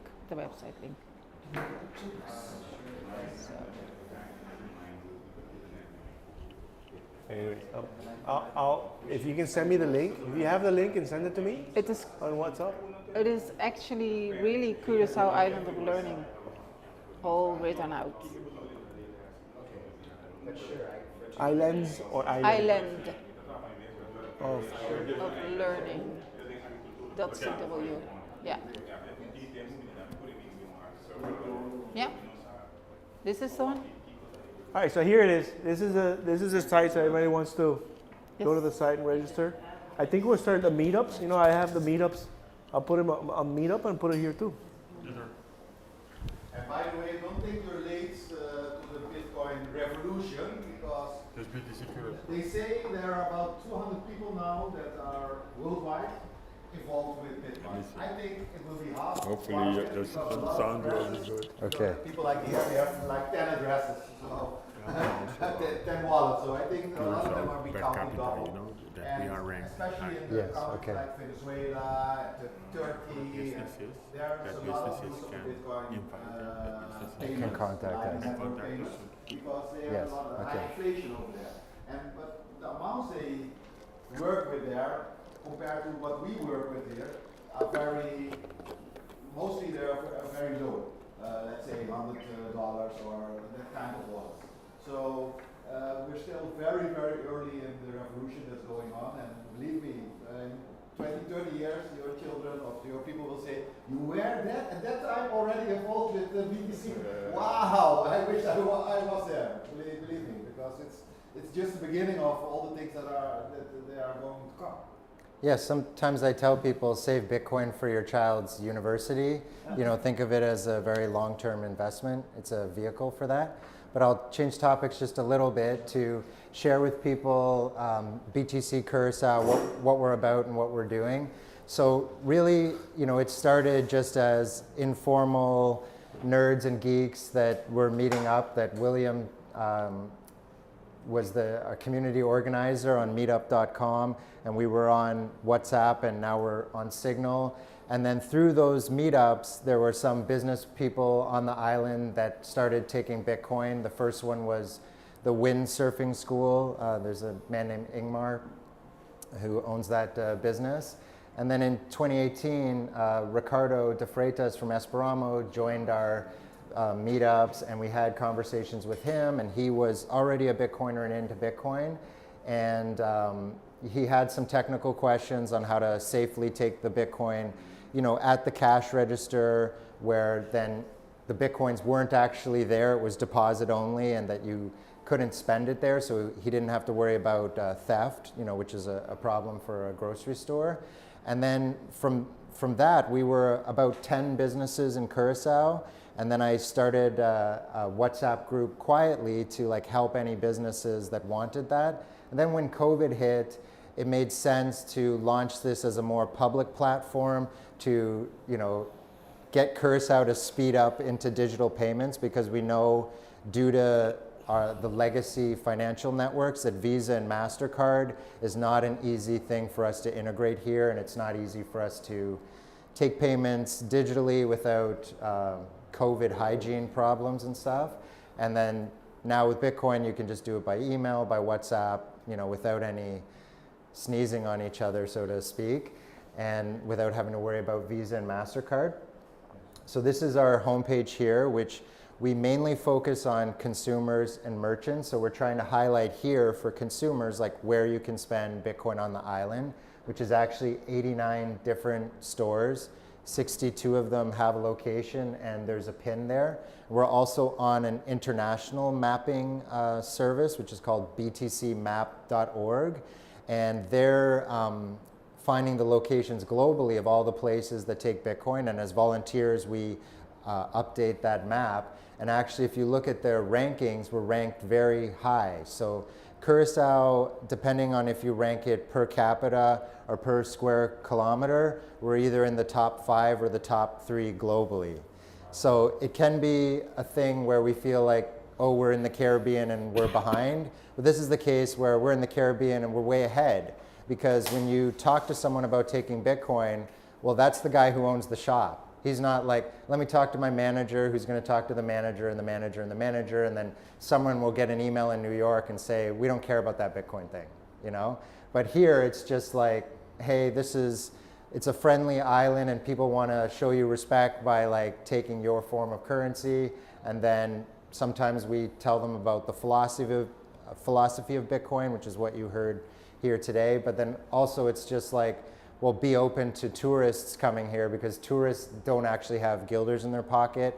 European tourists don't have dollars in their pocket. They come only with those 2 logos of Visa and MasterCard, which don't always work here. And when you're on vacation, you find out your card got tagged for fraud and it didn't work and you have a bad experience. Well, our email is hello@btccuracao.com. So if you have a business and you're interested in accepting Bitcoin, I would recommend you to email us, and then we can kind of hold your hand, recommend you the wallets and the setup. It's pretty easy if you're just taking in-person payments. It's the Blink wallet like you experienced today. If you have a shopping cart, there's a way to integrate with Blink's API, and then you would need a little bit more back and forth with us, and we would connect you to online learning materials or the support of the Blink company. If you want to buy Bitcoin, because I know that there was that question earlier, we have some links. CEX.io and ChangeNow.io are the best ones that are still actively take Curacao residents. And the teller and there's an ATM at Mambo Beach. Yes. Sometimes it's down, there's either not Bitcoin in it or not guilders in it. And it overcharges 15%. Yes. Yes, but by the way, that ATM is Lamassu, so it's a French company, and they've been around for. It's a very robust machine. I think it's better than the local ATMs that you have here. And there's so these ATMs are popping up all over the world. So and they're extremely secure and robust. Also, it can be good to find someone to buy Bitcoin off in person. And normally I tell people that we have a group on Telegram that's called BTC Curacao, and then you can find people who are buying or selling Bitcoin there individually. And I know today here, Michael, he's active on the Telegram group, and if you twist his arm, maybe he can help you to buy or sell Bitcoin. You will sell your Bolivar? Is there any other points? Okay. Well, this is our main website to get information. We're gonna. We have a Bitcoin meetup that also gives. You put your email and you'll get notification of new sessions like this one. And now we have this new one that Monique mentioned, City Islands. Learning of City Islands. William, maybe we cannot go through the whole presentation. Yeah, we have to go to faster.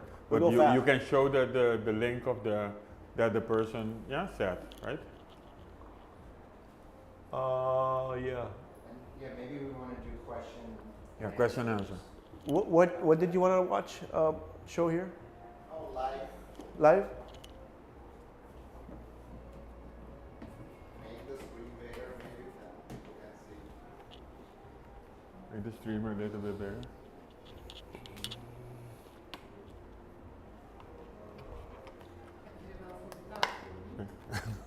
Yes. You want to explain this, or you want me to explain it?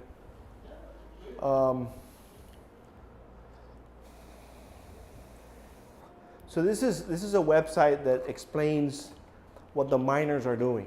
So these are miners, information about miners, and what they do. So there's different things here, terms called a worker, hash rate, account information,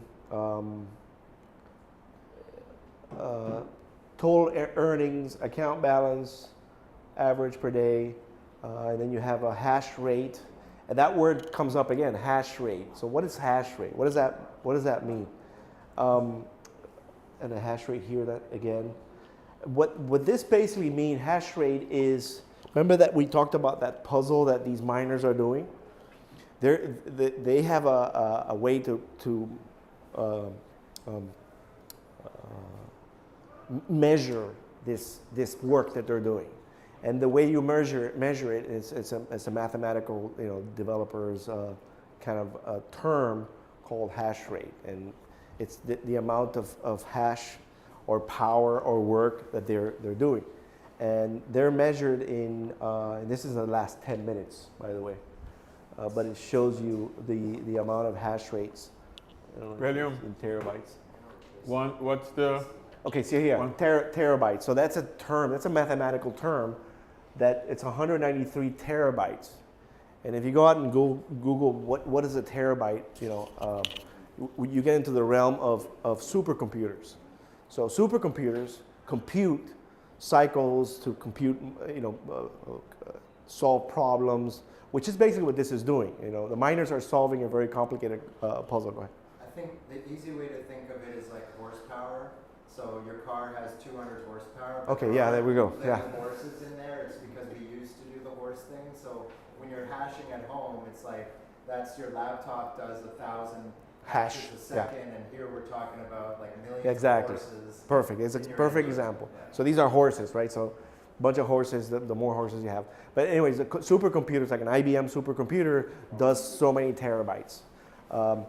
The reason this is so high, 193 terabytes, this is the fastest computer that humankind have created. And the way they've done it, it's not one computer, like the IBM Blue computer or the other. It's just decentralized. All these nodes that you saw in the previous slide that we were going through the example, all these computers contribute to that hash rate. So when you combine them all, they're solving a problem that requires 193.279 terabytes of hash to compute that. So I think maybe we can turn the floor to questions and answers, because mining is this is when you're fifth level into Bitcoin, maybe we can talk about receiving, sending, buying, selling. Yeah. So, But anyways, based on the whole point here is that questions. this goes down to another rabbit hole that we talked about, and I can go down here another hour easy. Talk about this. Yes, I can. If you have a question, we just I come to you, and then you can put the question in here so that we can have the great audio. Sounds good. We will give you also some other websites, CoinMarketCap. There you can see the price of Bitcoin. Don't look at the rest of the crypto, but you just look at the Bitcoin. So the maybe reason, that's my first question. that question. Why Bitcoin and not other coins? Yes. Yes, Yeah. So briefly, if you know how to program, or if you know how to surf, you can go to a website and you can create a smart contract. And the smart contract is on Ethereum. You see? So I can create a smart contract or copy a smart contract. A smart contract is a software program, right? It's code. So you can go to a website, you can get a standard smart contract, ERC20, and then you say, I want Peter coin. Let's make it Peter coin. Peter coin, and then in that contract, I can say I give 1 billion Peter coin. I am the owner of that smart contract. Now you see Peter coin, 1 billion. I can make you all millionaire right now in Peter coin. You see? So I can, if you have not a Blink wallet, but you have a MetaMask wallet. And the MetaMask wallet is the wallet of Ethereum, for instance. You download that wallet, and then I can give you 1 million Peter coin. So it does mean, because I am the owner, I didn't create anything, I didn't use any energy, I didn't solve any problem. The Peter coin is not backed by anything. So that is crypto. Crypto is basically, you can create a coin, you can create anything, you can own it. If you look at Ethereum, that is the basic coin.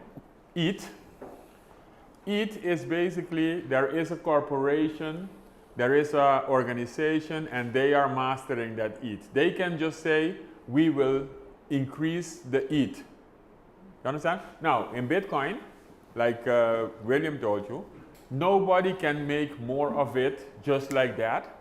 There will be only 21 million.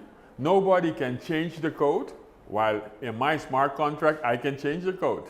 What is your name, sir? Andy? Next, let's change the ETH. For 1 Peter coin, I will change my smart contract that you will get 2 Andy coins. You see? So I can continually change the protocol, change the smart contract. In Bitcoin, there is no corporation. Nobody can just change it. Satoshi Nakamoto put the code out there, and now the code is distributed. Another thing is, if I make the Peter coin or the Rooney coin, then it is only I am hosting that coin. You see, it is centralized. So when you hear about crypto versus Bitcoin, that is the reason, because Bitcoin is a commodity. Bitcoin is something like nobody can really change it. It is like digital gold. It is more scarce right now than gold. Because gold, there is only 2% of gold being found every year. And in Bitcoin, there is less. The Bitcoin that is created every year is less than 2%. It's going to decrease lower. So that's the main. Does that answer your question? That's when you hear crypto and when you hear Bitcoin, it is different things. And to make it more a security, so all the cryptos, these are securities. That is just like a stock. There is a company behind it, and the company can make more of it. So in the United States, there is securities law, and I cannot just give and start offering Peter coin, because I'm a corporation, and then immediately the lawyers, the security exchange, etc. will come after me. Now, Bitcoin, they treat Bitcoin differently. And to finalize it, if you are an institution, if you are a pension fund, if you are APNA, if you are ENIA, now if you are a pension fund, you can be buying an exchange traded fund. Is that a company? So there is an exchange traded fund. It's just like a stock right now. I'm kidding. You can buy it, and many institutions in the world, they are starting to buy not directly the Bitcoin, but they are starting to buy the exchange traded fund. So while everybody is saying, okay, crypto, you have to follow that Bitcoin, the institutional investors have already started investing in that. It is not advice, it is not like financial advice, but there is many money in the world, many fiat money in the world, paper, and they are looking for a safe haven. But just to clarify one thing, that the SEC is a Securities and Exchange Commission. They're the gods of the financial world in terms of regulating these securities. They have determined that Bitcoin is not a security, so they go through the legal process, and they also determined that Ethereum is not a security. So keep that in mind. They've come up and suggested and recommended that that's the case. Now, it could be that in the future is determined, but besides those two, and you go into the technical details of, one uses proof of work, and Ethereum uses proof of stake, which is a different type of consensus mechanism. But that's a whole rabbit hole that you can go into. But because that happened, it could be that in the future it becomes under the scope of the SEC regulatory arm. That's Ethereum, but Bitcoin will never end up there. So it could be that that's the case, but besides these two, that maybe Ethereum is in the gray area, but the financial world is backing it up because of its benefits of smart contracts and all the things that Bitcoin by design is not doing, because that's what Bitcoin is, a savings mechanism. It's a long term, and it's not for smart contract, although it has smart contract built into it. There's all these other Peter coin, all these other coins out there that immediately fall under the SEC scrutiny, and they fall as becoming being as maybe you can go to the coin market cap. There was a question here. Just yeah. Yeah, I have one, because me as a person, how can I profit? How can I profit from this meeting? Because I began with Bitcoin. Sorry for my English; it's not very good. I began in 2015 when Ethereum was $30 for one Ethereum, but there was a lot of hacking of the wallets, so that's why I stopped. And what can you assure us that this wallet that you're using will not be hacked, or can you assure us and can you teach us or give us advice when, okay, we want to put our money into the bank, but okay, is the money in Bitcoin worth it more than we put our money in the bank? Because now, if you put money in the bank, they will charge you interest for your own money that you're saving in the bank now. So that's why I'm here. I can help answer. Yeah. So today you came in a bit late, but we at the beginning, it's okay. We were teaching about Blink Wallet, and I can show you afterwards. But with Blink Wallet, you're still trusting the Blink company, and that's so you can do cheaper, faster Bitcoin payments, which is called Lightning. So we recommend that you keep not so much money on the Blink wallet, maybe 1,000 guilders, maybe maximum 5,000 guilders at the very most. And then after you have, let's say, over 1,000 guilders of Bitcoin, you would move it to the Blue wallet. In the Blue Wallet, you're directly on the Bitcoin network. You're not trusting any other company. And as long as you keep the 12-word backup phrase secure and your phone doesn't physically get hacked, then your money is good on the Blue Wallet. But on the Blink Wallet, you're always still trusting someone, but that's the nature of the Bitcoin ecosystem right now. For the fast, cheap Lightning payments, we need to trust one of the companies that make those wallets. So to reiterate this part, this is where we had that example with the wallet of Satoshi and the Blink wallet, right? Which are custodial wallets. Custodial wallets, and the reason we're going through this voyage, which is we start here, some people had questions, and then you take us into a completely different world. And that the answers to those questions over there are answered in the beginning when you first understand this. So, could you explain the difference between Lightning and Bitcoin? Because we didn't cover that. Right. So let me do custodial first, and then we'll move into the what they call layers on top of Bitcoin, or layers on top of other blockchains, side chains, whatever, they have different terms. But the key here is that custodial wallets is what we were using, which is somebody has control of some aspects of security and the trust that comes with those wallets. So if something goes wrong with the wallet or your funds, they get misplaced, or you pick up the phone and you call. In the case of Visa or MasterCard, you have chargebacks. So you can call back and say, hey, I didn't buy that, I forgot, can you give me money back? So that brings confidence, and those corporations are regulated, they go on the rule of law, and they behave like they're properly done. And that falls under the custodial wallet. Those wallets that we were using, it's the same thing. There is a custody. There's a company that custody that security for you. There's still security within that, so that you and that company have that relationship and nobody else, obviously, because you don't want nobody else to see what you're. And as long as they behave, their companies are good.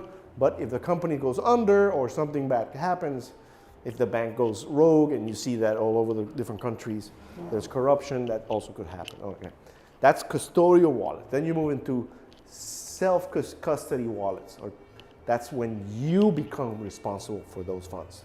Nobody else is. And that's what he was talking about, these 12 words, 24 words.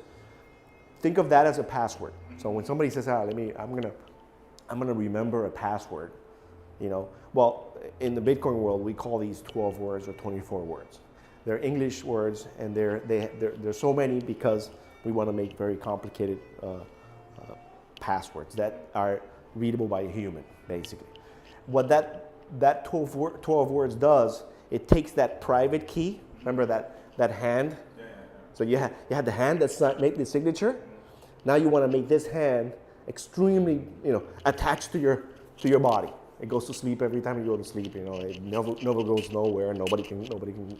Even if they cut it, it doesn't work. So it's your hand, right? So in crypto world, or in the virtual world, you have to somehow secure it in some way, shape, or form. And that's where these 12 words do. Is there's an algorithm that goes out and encrypts this hand, so that while you're using it is perfect. But let's say because a phone is not attached to you as a human, you could leave it and it goes under the water, and you have to have a backup of it. You have to have, in the case of a bank, if the bank goes, even if the bank gets hit by a flooding, let's say the central bank here gets flooded because of some tsunami or something like that. We have I used to work at the central bank, that's why. We have to keep it short because there are many questions. All right,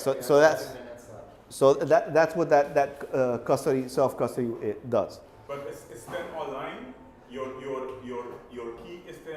No, you create it, and you physically write it down. Okay. Nobody has that key, and you have that on a paper. You don't have it on a screenshot, nothing. And if you lose your phone, you go back, grab another phone, put the 12 words, you're up and running. Then there is centralized. Centralized exchange means that you log on somewhere, and they have your wallet. And that, you have to make sure that part, we don't recommend that. We just do this for entertainment purposes only and educational purposes. But if you are logging somewhere and that's your wallet, that means that if they break into that company, then they can get your funds. You see, so that's why we say self-custody, your own paper, your own things. But he also said, how can I make money? Right, but You have to say it like it is a savings thing. but people could be, but back to centralized exchanges. Exchanges is a marketplace. It's a place everybody comes together to exchange these coins, whether they're Bitcoins, Pepe coin, Danny coin, whatever. You just go to an exchange and that's how you exchange stuff. So if you want to go from coin to fiat, you have to have an exchange that's tied to the banking system to go back and forth. So that's what exchanges are. Then there's wallets. Then going back to the point that Lightning versus. so you have Bitcoin and Lightning. So Bitcoin is that blockchain that has those links. Every 10 minutes you get these links in place. The Lightning is a network that's using the same exact denomination or unit of account, which is the Bitcoin, the SAT. It's using the same, but it's now on top of Bitcoin. Kind of like, think of it like that. It's on top of Bitcoin. So it's kind of like off-chain, using cryptography to send back and forth these very quick. We saw these transactions going. It wasn't 10 minutes. Because think about it. When you send Bitcoins, before Lightning, back in the day, when we needed to send somebody like we just did, and we did it back in the day on our meetups, we literally, you could see that the transaction came through, but it's not confirmed. It literally, the wallet says unconfirmed for 10 minutes or more. And eventually it gets confirmed, I got my money. But if you're a coffee maker, and you don't want to try, It's too slow if there's a lineup at the shop. Exactly. But if you're buying a house or a boat, you don't care because a house, you're going to get the keys in a month from now or 3 weeks from now. So it doesn't matter. Okay. So, but that's the difference between Lightning is a very fast network on top, and Bitcoin, but all denominated by. We want next. Also with the Lightning is it's for smaller payments. So if you're buying a house, you're not going to buy it with That's right. Oh, next questions. We want a little bit. We have to be short on answering them. Next questions. Do you have any questions? There's nothing short on Bitcoin, but anyway. Any questions? We really tried to do so. Yes, that's a good question. So you mentioned the ATM. So the ATH, ATH is Spanish. This is in Puerto Rico. If you want to buy serious Bitcoin, The ATM, you go to Mambo back there, and then there's a machine there, and you put fiat in? You put the, I think in dollars too, right? It's guilders only. You put guilders in, and then it'll show you a QR code, and you do what we just did here. Yeah. Just go like that. What you do is there you can have like Mune wallet and Trust wallet, right? Any wallet, Even the Blink wallet. The ones we use today. Yeah. It doesn't matter. You But can use. Other wallets can also. The only thing keep in mind is you that need to have Bitcoin. When you go to the ATM and the ATM is going to give you the Bitcoins, the ATM might not support Lightning. So that could be a problem. And that's why we saw the wallets. You have also the ability to go on chain and give you a Bitcoin address. So then you would use a Bitcoin. So if you do our Blink wallet now, like each of us as a group, this is an important thing. Like you click on receive, and then there's like Lightning. You might see one that says pay code, and then you'll see a third one that says on chain. You'll only see pay code if you've set up your Blink username in the settings. If you didn't, you'll just see Lightning and on chain. So when you're at the ATM at Mambo, you would use on chain. And so the on chain is like what William was explaining with the network earlier. And you will get a unconfirmed transaction, meaning you have to wait 10 minutes for that to be confirmed. Yes. But you don't care because you just put the money in, and you know when it says confirmed, you have almost 100% sure that transaction will get in. Maybe it takes longer depending on the fees. Remember that line about the fees. Go ahead. Maybe I can wait. When you go to Mambo, if you buy, when you have 6 confirmations, then you know for sure that it is fixed on the blockchain, and it is.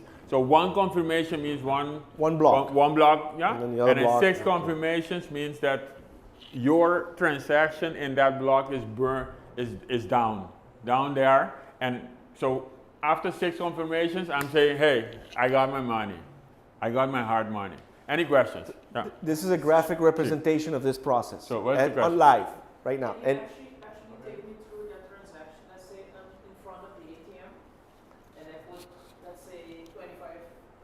guilders. I Okay. deposit that. What do I do I next? can walk you through Yeah, that. so. What do I do next? Okay. No, go there so that we can see you. No, yeah. I can do it. I can do it. Yeah. Het lopen is een beetje lastig. Um, over there? Oh, sorry. By the way, before we start, each of these blocks is a transaction live coming down into the blockchain. And the miners are actually grouping these transactions until it gets full and it gets transacted. And that's the buildup of the block. Okay, so the question we got is, what are the steps when you're using a Bitcoin ATM? For example, the specific one at Mambo Boulevard. So you'll see two circles and it'll say like buy Bitcoin or sell Bitcoin. And then it's a touch screen. You'll tap buy Bitcoin. And then it will ask you to scan your Bitcoin address. So it has a camera behind a glass. And that's where you go into your Blink wallet, you hit receive, you hit on-chain, and then that barcode, we call it a QR code, you will show it to the camera, and then you'll see that same address shows up on the screen. Then it will ask you to insert bills, like one at a time. So you'll insert 25 guilders, and then you'll see on the screen, it shows you 25 guilders and how much Bitcoin you'll get. And then you just keep doing that until it's the right amount. And I think there's a maximum limit of 1,500 guilders, and then you'll hit like continue, and it'll say thank you, and then you can take a picture if you want of the confirmation screen in case there's any problems, and then you'll get the transaction on your phone a few minutes later. Yeah. And then you will see confirmation. Probably in Blink wallet you will see. In Moon wallet, you see confirmation, 1 confirmed, 2 confirmed, and then 6 confirmed. Then you know for sure that you'll get a transaction ID. You go to any of these, go to Google, say Blockchain Explorer or whatever, and it'll get something like this. And you always have a search here. It says block ID.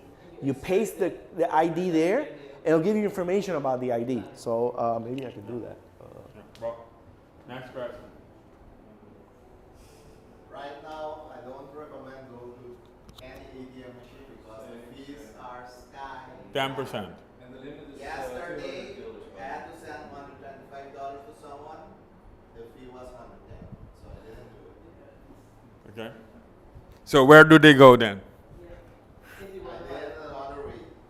So if you have a Dutch bank account, which many people do have here, you can use one of the many services that easily link your Dutch bank account to a service that allows you to buy Bitcoin from the euros on your bank account, and then you just transfer from that address that's provided by the service to your wallet that you created here, any wallet.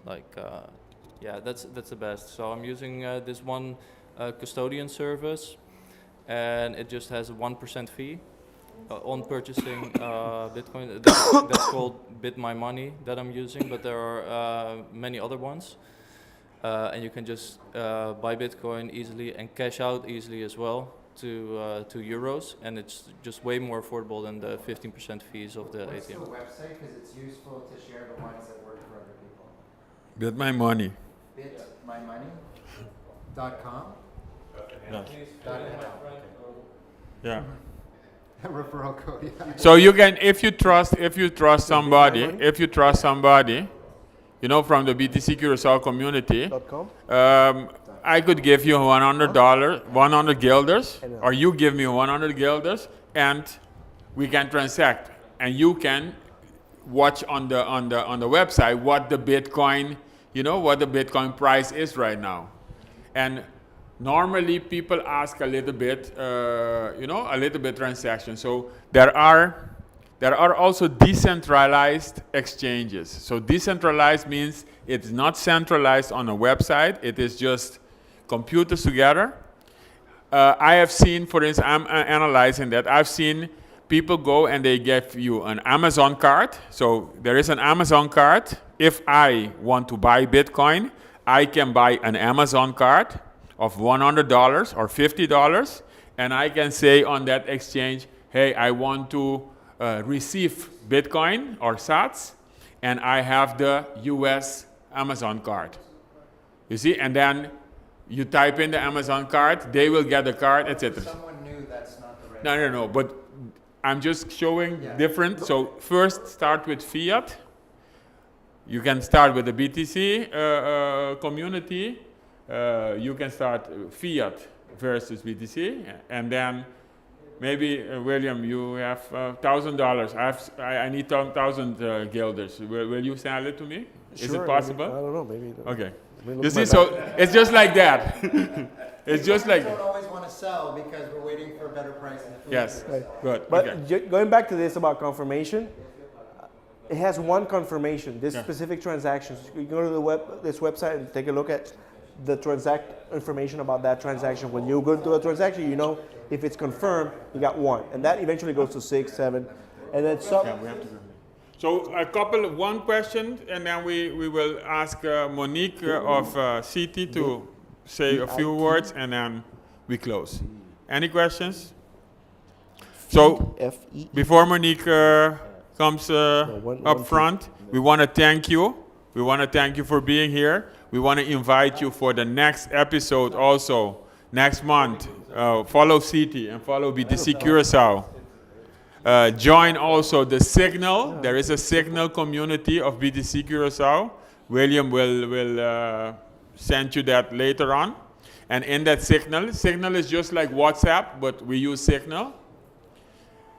When you are there, you will get information, the BTC Curacao website. If they message Monique Yeah. Can message us and we can add you to the Signal. We can add all these links to some text, so you guys go one place and. Yes. And then the next episode of BTC Podcast Curacao Citi Cafe will be there.